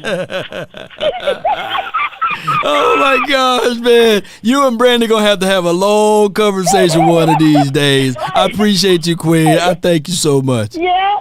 Let's go with it. Hang, Cowboy Nation. Let it hang, baby. That's Queen. Cowboys, man. She always bringing the good energy. My goodness, man. Shout out to my dog Brandon, though, man. He fight, boy. He'll fight for it, man. And we need some of that objective criticism and analysis from him sometimes. But baby, I got my guy standing tall in the VIP corner. He got the drinks on set, man. He got the food coming, man. You know what I'm saying? I love it, man. The VIP lounge, you know what I'm saying? Hey, the girls gotta wear heels to get in. They can't have flats, you know, all of that stuff. He brings all of that to the table. Man, my dog from the 860, you're live. That's right, Law. Welcome to the VIP, baby. Yeah. Where it's like Vegas, Law. What goes down in the VIP stays in the VIP. So let me give out my early flop. First of all, let me piggyback on my girl Queen. Brandon, bruh, I need you to come to South Bronx, Brandon. I want to treat you to some ice cream or something, bro. Some cheesecake or something. Come to the South Bronx. Let's have a sit-down one-on-one because you one of them fence riders. And I need you to either be riding or you out of here, bro. I'm not going to take this, you halfway on, you coming for my quarterback. And we just dropped 40, and you still coming for my quarterback? Bro, man, let me calm down. I digress, Law. Let me woosah. And let me hand out my early flowers because I done warned y'all about coming for the Browns. I'm giving both the Browns flowers this week. Giving my boy Anthony Brown and my other Brown some flowers because we've been throwing them under the bus for the last 3 weeks. Oh, we need Odell. The cornerback needs to go. How many times did you hear my boy Brown get burnt yesterday? Oh, no. So can we show him some love? Because we quick to throw bangs at him when he's not. So I need y'all to show him some love when he's on his day. Is he second cousin or first cousin, man? Where he at the table with you, man? That's my second cousin, but he done bumped up the first cousin now. He first cousin now. Okay, all right. and you got to show my boy Noah, because Noah hears all that Odell would have caught it with one hand. Look, Noah comes to play. He does a lot of dirty stuff that we don't see. Show my boy Noah some love. Shout out to my cousin Noah. VIP for life, man. Hey, he don't need the wristband. He don't need the wristband to get in the VIP section. They know him by face, huh? That's right. It's just that big D energy. And my last flower is going out to Sam I Am and my boy D. Clark Kent for stepping up to the plate. And on the low, I ain't going to hold you, but D.A. and Flowers was cracking back on the run this week. Go watch the film. Yeah, man, let's go. Last flower is 11-1. 1-11 is what our defense held them to on third down. Stop playing with me, bruh. Yes, how about them Cowboys? I ain't a killer, but don't push me. Brandon, watch your mouth when it comes to my quarterback. Whoa, yeah, baby.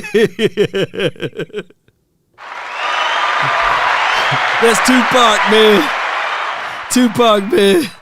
Oh, my gosh, man. The dude look just like Tupac, too, by the way, man. When y'all see him, hey, no killer, but don't push me. Revenge is like the sweetest joy next to getting high. I got one of the Nopes in the house, man. MJ from the 206. What's up? What up, Long Nation? What's good, man? What's good with you, man? Talk to me, man. What's on your heart? That's how Queen and VIP is.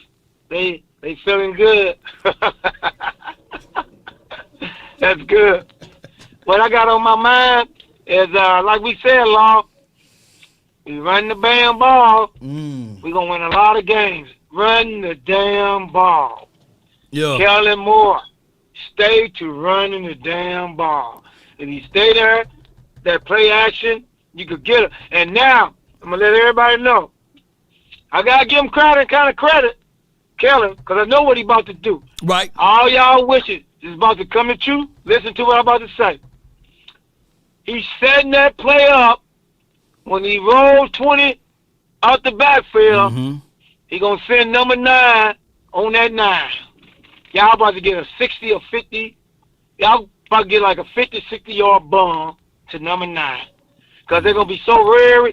And now the middle of the field is wide open now. Because now they worried about 20 coming out of the backfield. That's for any team. And the tight end's going to eat. You talking about eat. Hold on. I know you're talking about offense, but I got to give you your flowers. You said the Cowboys at the start of the season will have 55 sacks, right? They are literally 13 sacks away. And we are pretty much a little bit over halfway of the season. We got plenty of games left, and people laughed at you. They scoffed at you. They made fun of you when you said 55. We got 42. So if my math is correct, 42 plus 13 is 55. So all we need is 13 more sacks. So right now, do you want to up that number or you want to stay where you at with 55? Come on, let me hear you say it live right now. I said 60. Oh, excuse me. So you said 60. I'm going to 60. We might as well go for the record 72. I think that's the 85 Bears record. You think we can get 72? They had 72? I think they had 70. What's the record? Y'all help me out. Well, it's 65 or 72 is the record. Y'all let me know. Because I'm going to tell y'all something. Now, see, I'm going to tell y'all, if y'all I be watching, man, they be holding. You know why them guys be getting runs on us? Right. They be holding them dudes, man. They be pulling them dudes, and the referees won't call, man. What is up with this? There's like 3. I almost pulled a dude shoulder pads out like 3 or 4 times, and they never threw the flag. I'm like, come on, man. That's why they getting them runs on us now. Hey, I got my people, my scouting crew, and my record committee over here. Howard and my guy Lord Nova and Java said 72 is the record.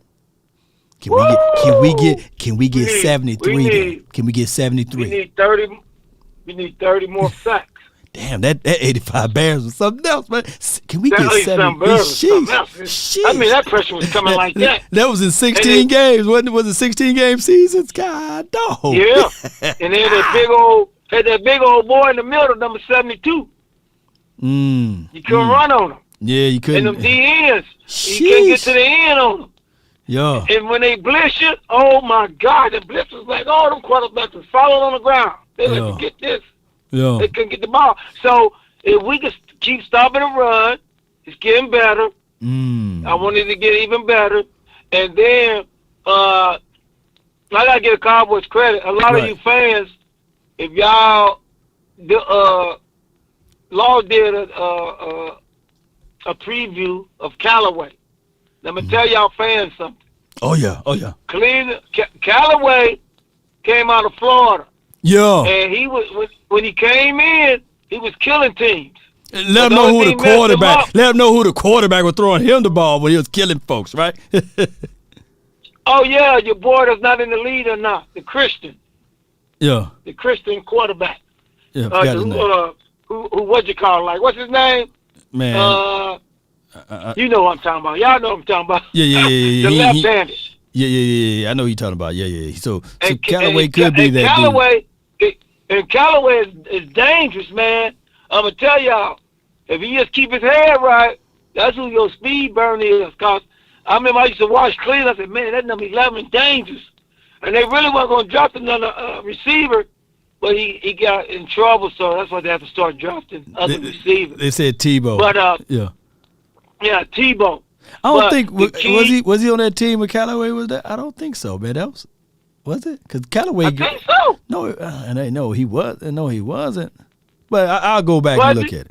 I'm talking about I'm talking about when he was in the pros. I'm talking about who was his quarterback in the pros. I'm talking about the Cleveland Browns in 2018. Oh, your boy. What year did he come? 2018. Yeah, 18 was his rookie year. Callaway. He had 5 tubs. That was it's one quarterback. He was hitting them though. Baker Mayfield. Was it Mayfield? Yeah, Mayfield.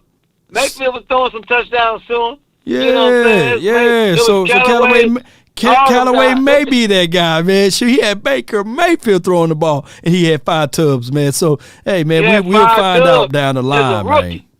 And it was a rookie. You know what I'm saying? Yeah. So what I'm saying, if the Cowboys keep the same attitude, don't let nobody run, and we gotta the quarterback for the Giants. He's going to try to run the ball. That's how he was getting yards on the last time. So we got to have a spy. This week we got to have a spy for him because he like to run. So we have and then the good thing I like, if you saw sideline to sideline, usually against Minnesota and other teams, they'll throw that screen. And remember, on us all the time, the halfback is like 10, 15 yards on us. Number 33 was right there with him, man. I said, whoa, 4-4, hey, 4-4. 245 running with they like, man, he had nowhere to throw. So we gotta play the same way with our linebackers. And your boy 55 finally he came up and hit him. You see that? He finally made some football moves, man. Hey, I gotta let you roll though, man. But I appreciate you, my dog, man. I thank you, man. But let me hear you say it. All I wanna say is how about them Cowboys? And let's go one game at a time, Cowboy Nation. Let's don't get too big-headed.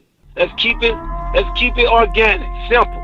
No doubt, man. All right, cool, man. Yeah. I had to go back and look and see. I forgot who was throwing him the ball in 2018. It could have been Mayfield, Baker, that threw them touchdowns for him or what have you.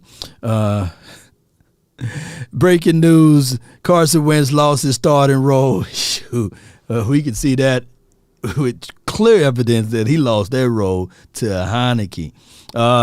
Let's go. The conference has been locked. We got 1, 2, 3 more callers, man. I got my guy Cowboys 19 of 92. You live, fam. What's up, Law Nation? How you doing? Man, all is well, man. I can't complain at all. That's what I'm talking about. Ain't none of us got nothing to complain about. No. But them haters out there. No. We can't complain at all, man. Yeah. That's right. We 7-3, and you know we're gonna go. You know we ain't finna lose, man. It's over, man. It's over now. This team hyped now.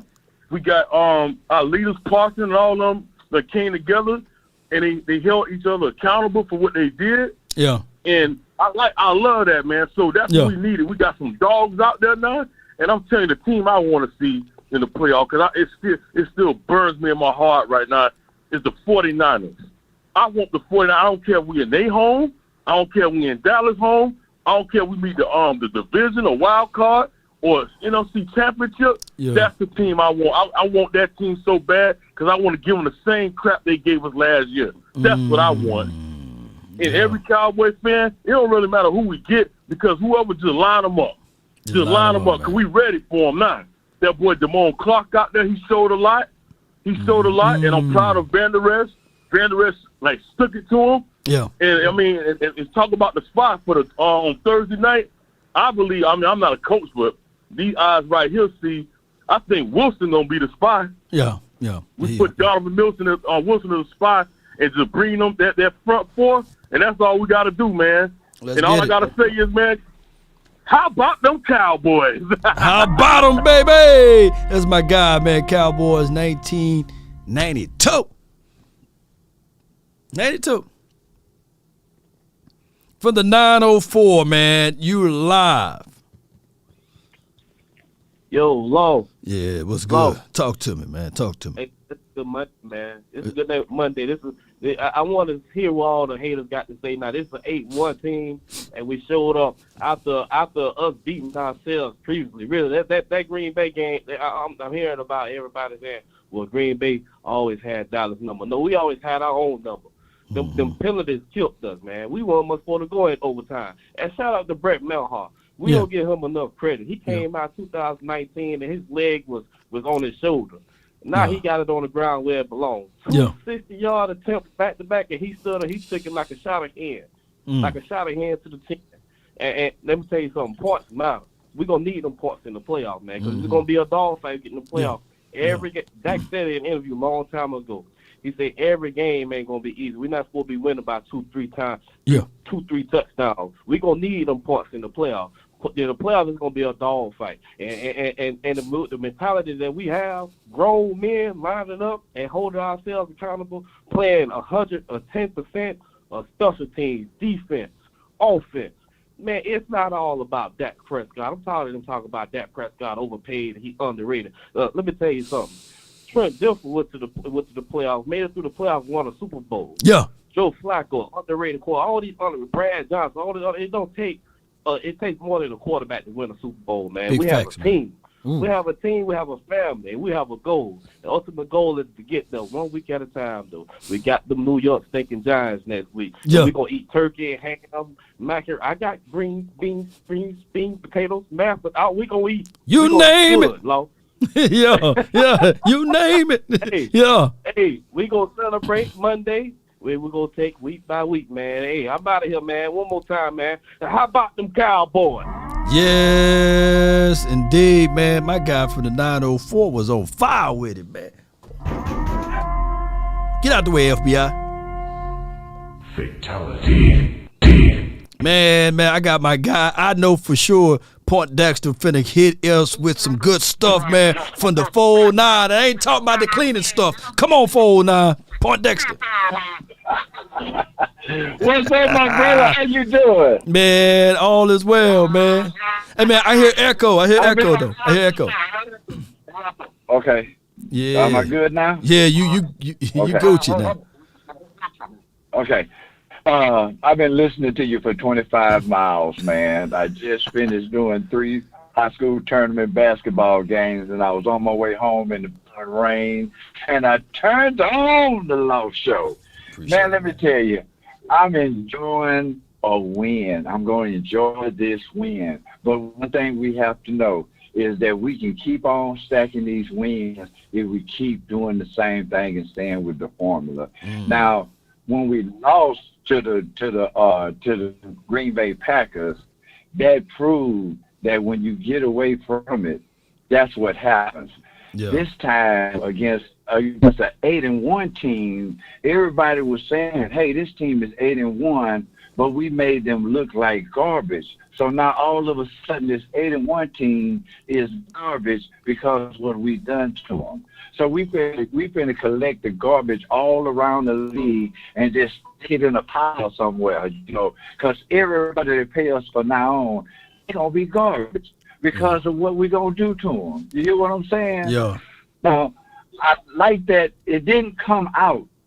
We talked about it, but it didn't come out till a little later that they did have that coming to Jesus meeting. Yeah, they did. They did, and hash these things out. That came out afterwards. We talked about, hey man, it's probably been a fist fight and a few things happening in that clubhouse, and but that's what it takes to get a team together. A brotherhood, you got to tell a brother when he's wrong. See, that's a friend. A friend will tell you when you're wrong. Everybody else that hangs on, they going to tell you, oh, it was the referee. Oh, it was the cleats. Oh, it was this. No, it was the players, the coaches, and everybody. So everybody came together, and everybody got the job done. I hope they just understand that all games ain't going to be easy. All games are not going to be blowouts, but if you stay with this formula, now the numbers, everybody talking about the numbers. They saying we got time of possession, the pass attempts, the running attempts. You don't even have to worry about the numbers. Stay with the formula. The numbers will take care of themselves. You can't go in the game, do this, we're going to have so many this or so. No, you play the game with the formula. Those numbers going to take care of themselves. And when you look back and you finish the game, you're like, the number's going to be there because you're doing what you're supposed to do. A caller before talked about the dedication expectation that the defensive line had against the run. Yeah, they have to fight through a whole lot of holes and whatever. But if that's what you got to fight through, that's what you got to fight through. And when we were getting sacks early in the year, it was because we were stopping the run. Now they understand. If you stop the run, you're going to play to the strength of our defense. We're going to wreak havoc. All you got to do is stop the run, and then we're going to wreak havoc. Same thing with the offense. All you got to do is run the ball. The pass is going to come. And, man, look, I'm just so happy. I'm just elated. I just hope I don't have that disappointment of them going to something, listening to the 3-letter, 4-letter networks, trying to mess up their team. They need to just go on, focus on what's in their house, and they will have success. Love, I love you, man. Appreciate you. Have a great Thanksgiving, you and your family, man. And understand that this is the season to be thankful, not just for football, but for health, for family, for friends, and for fellowship. Hey, man, I love you. Have a great one. No doubt, man. Much love to you, Point Dexter, man. That's my guy, man. That's Point Dexter, man. Always with the great conversation, Goodbye. man. And as we depart, Cowboy Nation, I want you guys to be happy. I want you guys to celebrate this. And then tomorrow, we will get into the nitty-gritty. Today, it's going to be me and Cowboys Fan Talk at 5:30. We're going to go live together for 30 minutes or so. Right around that time frame, me and my guy, Cowboy Fan Talk, just for 30 minutes to recap this game, my brother from another mother. And we're going to talk about this Cowboys victory. I want you guys to be ready, locked, loaded. So stay tuned. Y'all know Law Nation never sleep. You know, shout out to those who watch my Tony Pollard analysis film or what have you. And shout out to those that's on my Facebook and Instagram. I got a beautiful treat with you guys over there as far as the parody stuff that we submit over there. Appreciate everybody. And shout out to all of the YouTube community as well as the Twitter and Twitch community. I thank you guys. And let's go. Let's get it, baby. I thank everybody, man. Did I leave out anybody from the Super Chat community? Shout out to y'all, man. David A. Wright says $2, man. I appreciate you, man. It's mine's too, Law. It's the Blue Chew, baby. Appreciate you. Thank you. DeKobe for the 50 stars, man. I appreciate the Facebook community, man, with the stars, man. You guys over there been killing it for me. I thank y'all. Y'all share gang. Y'all made it possible for last month for me to continue the Facebook page, even though the Illuminati tried to get me. I thank y'all so much for continue growing the page over there. Shout out to the Facebook crew, man. Rob Vance, appreciate you for your support. Shout out to all of y'all, man. Thank everybody for tuning in. This is Victory is Mine. Victory is mine. Monday, huh? Victory today is mine. Come on, man. Come on, let go, Cowboy Nation. Boy, I sing that song. Y'all be sending donations over here. Some church donations. But, hey, Cowboy Nation, I thank y'all so much for tuning in. Hey, keep your mind together. Let's go. Let's continue to find ways to climb back and make sure that when we look back, we on top of things, right? There may be another team that's ahead of us right now, but I promise you, we coming. We coming, and they know it. So that's why they biting their nails. They going out there hasting. They probably on the phone now saying, Odella, can you come play with the Philadelphia Eagles, right? They had to hurry up and scoop up They had to hurry up and scoop up a guy that's 33 years of age out of the name of Lavelle Joseph. But I come here to tell y'all, we ready, Cowboy Nation. We just got these things going right for us. We gonna open up a can of worms on them, huh? You know how it goes. And they know it. They feel the heat. Spartan! What is your profession? Are you not entertained? Let's go. Are you not entertained? This is Sparta! Do me a huge favor if you're watching to this point, and if you have not hit that like button. Shame. Shame. Shame. I said a prize fighter, even when he's down, he's continued to swing. Even when we was down last week, we continued to fight.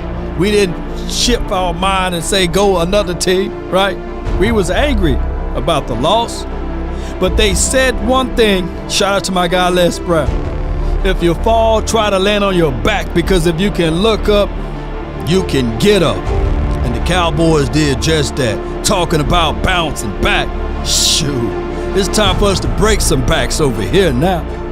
The path of the righteous man is beset on all sides by the iniquities of the selfish and the tyranny of evil man type of talk.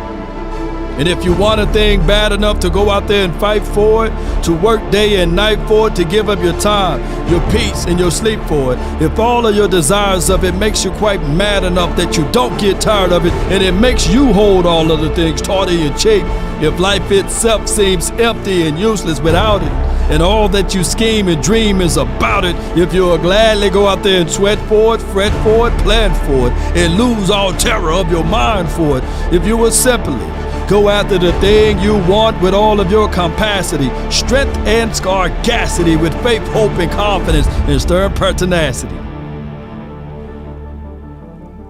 If neither cold, poverty, or fame can turn you away from the thing you want, if dogged and grim and besiege and beset it with the help of Almighty, hey, Are you not entertained?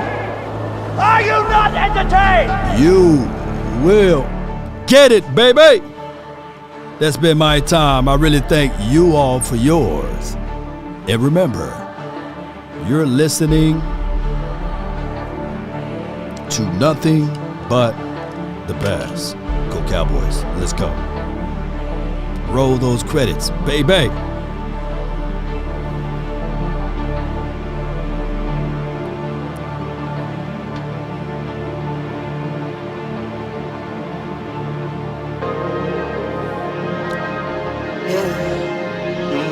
I just wanna run it up. Run it, baby. Shout out to all that supported. Come on. I've been really in the field. Yeah. JD, Elroy, Alex, Dap 365, Greg, NFL News, Simulations for the Nations, Robert, David, Christopher, 214. New member, Dallas Cowboys for life, not for short. Just put some fire on this, yeah. Need them ones, I need them fives. Come need on. them tens, I need that change. To the safe, got blues inside. Let's get it. Greens and pinks, it's all the same. I still save and roll my change. Take some losses when I play. Charge it to the game. I'm with L, yeah, I'm with Be sure to check this out on iTunes. Be sure to check this out also on your Spotify. Let me know when you're done it. Let's go. Shout out to all the truck drivers out there. The hair salon people too. The barber shop guys. And girls. Can't trust a soul, I keep a hammer, call it too legit. I've been really in the She's your queen. Brandon Ross says, let me tell the queen that was never disrespect. Yeah, appreciate you, Brandon. Come on. Hey, ho, come on. Let's go. Come on. I just be off the dome. Yeah. I never own no chrome. Yeah. Too many foes and clones. Come on. Yeah. I be at home alone. I be in zones alone. I be on road alone. Yeah. Come on. Hey. Put your prayers together for Wan'Dale Robinson. He tore his ACL. Oh my gosh.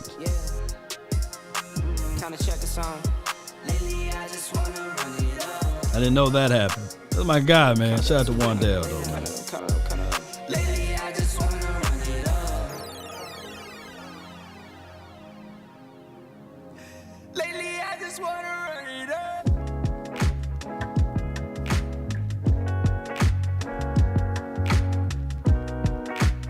Until next time, DC for life. Salute.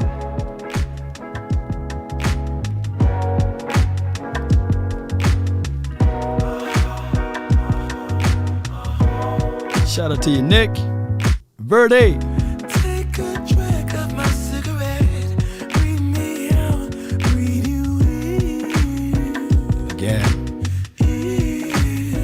Yeah. Take a bite of my burger, babe. Stay tuned. Next show. Mr. Rome and Law Nation. Let's get it. Don't let the street lights Hit you all alone. You know it's dangerous. You know it's dangerous. We didn't hear this song about 3 weeks now. Huh? Come on. Don't let the street lights hit you. Can I be your player too? I'll follow. Who's vibing with the nation? Let me know in the chat.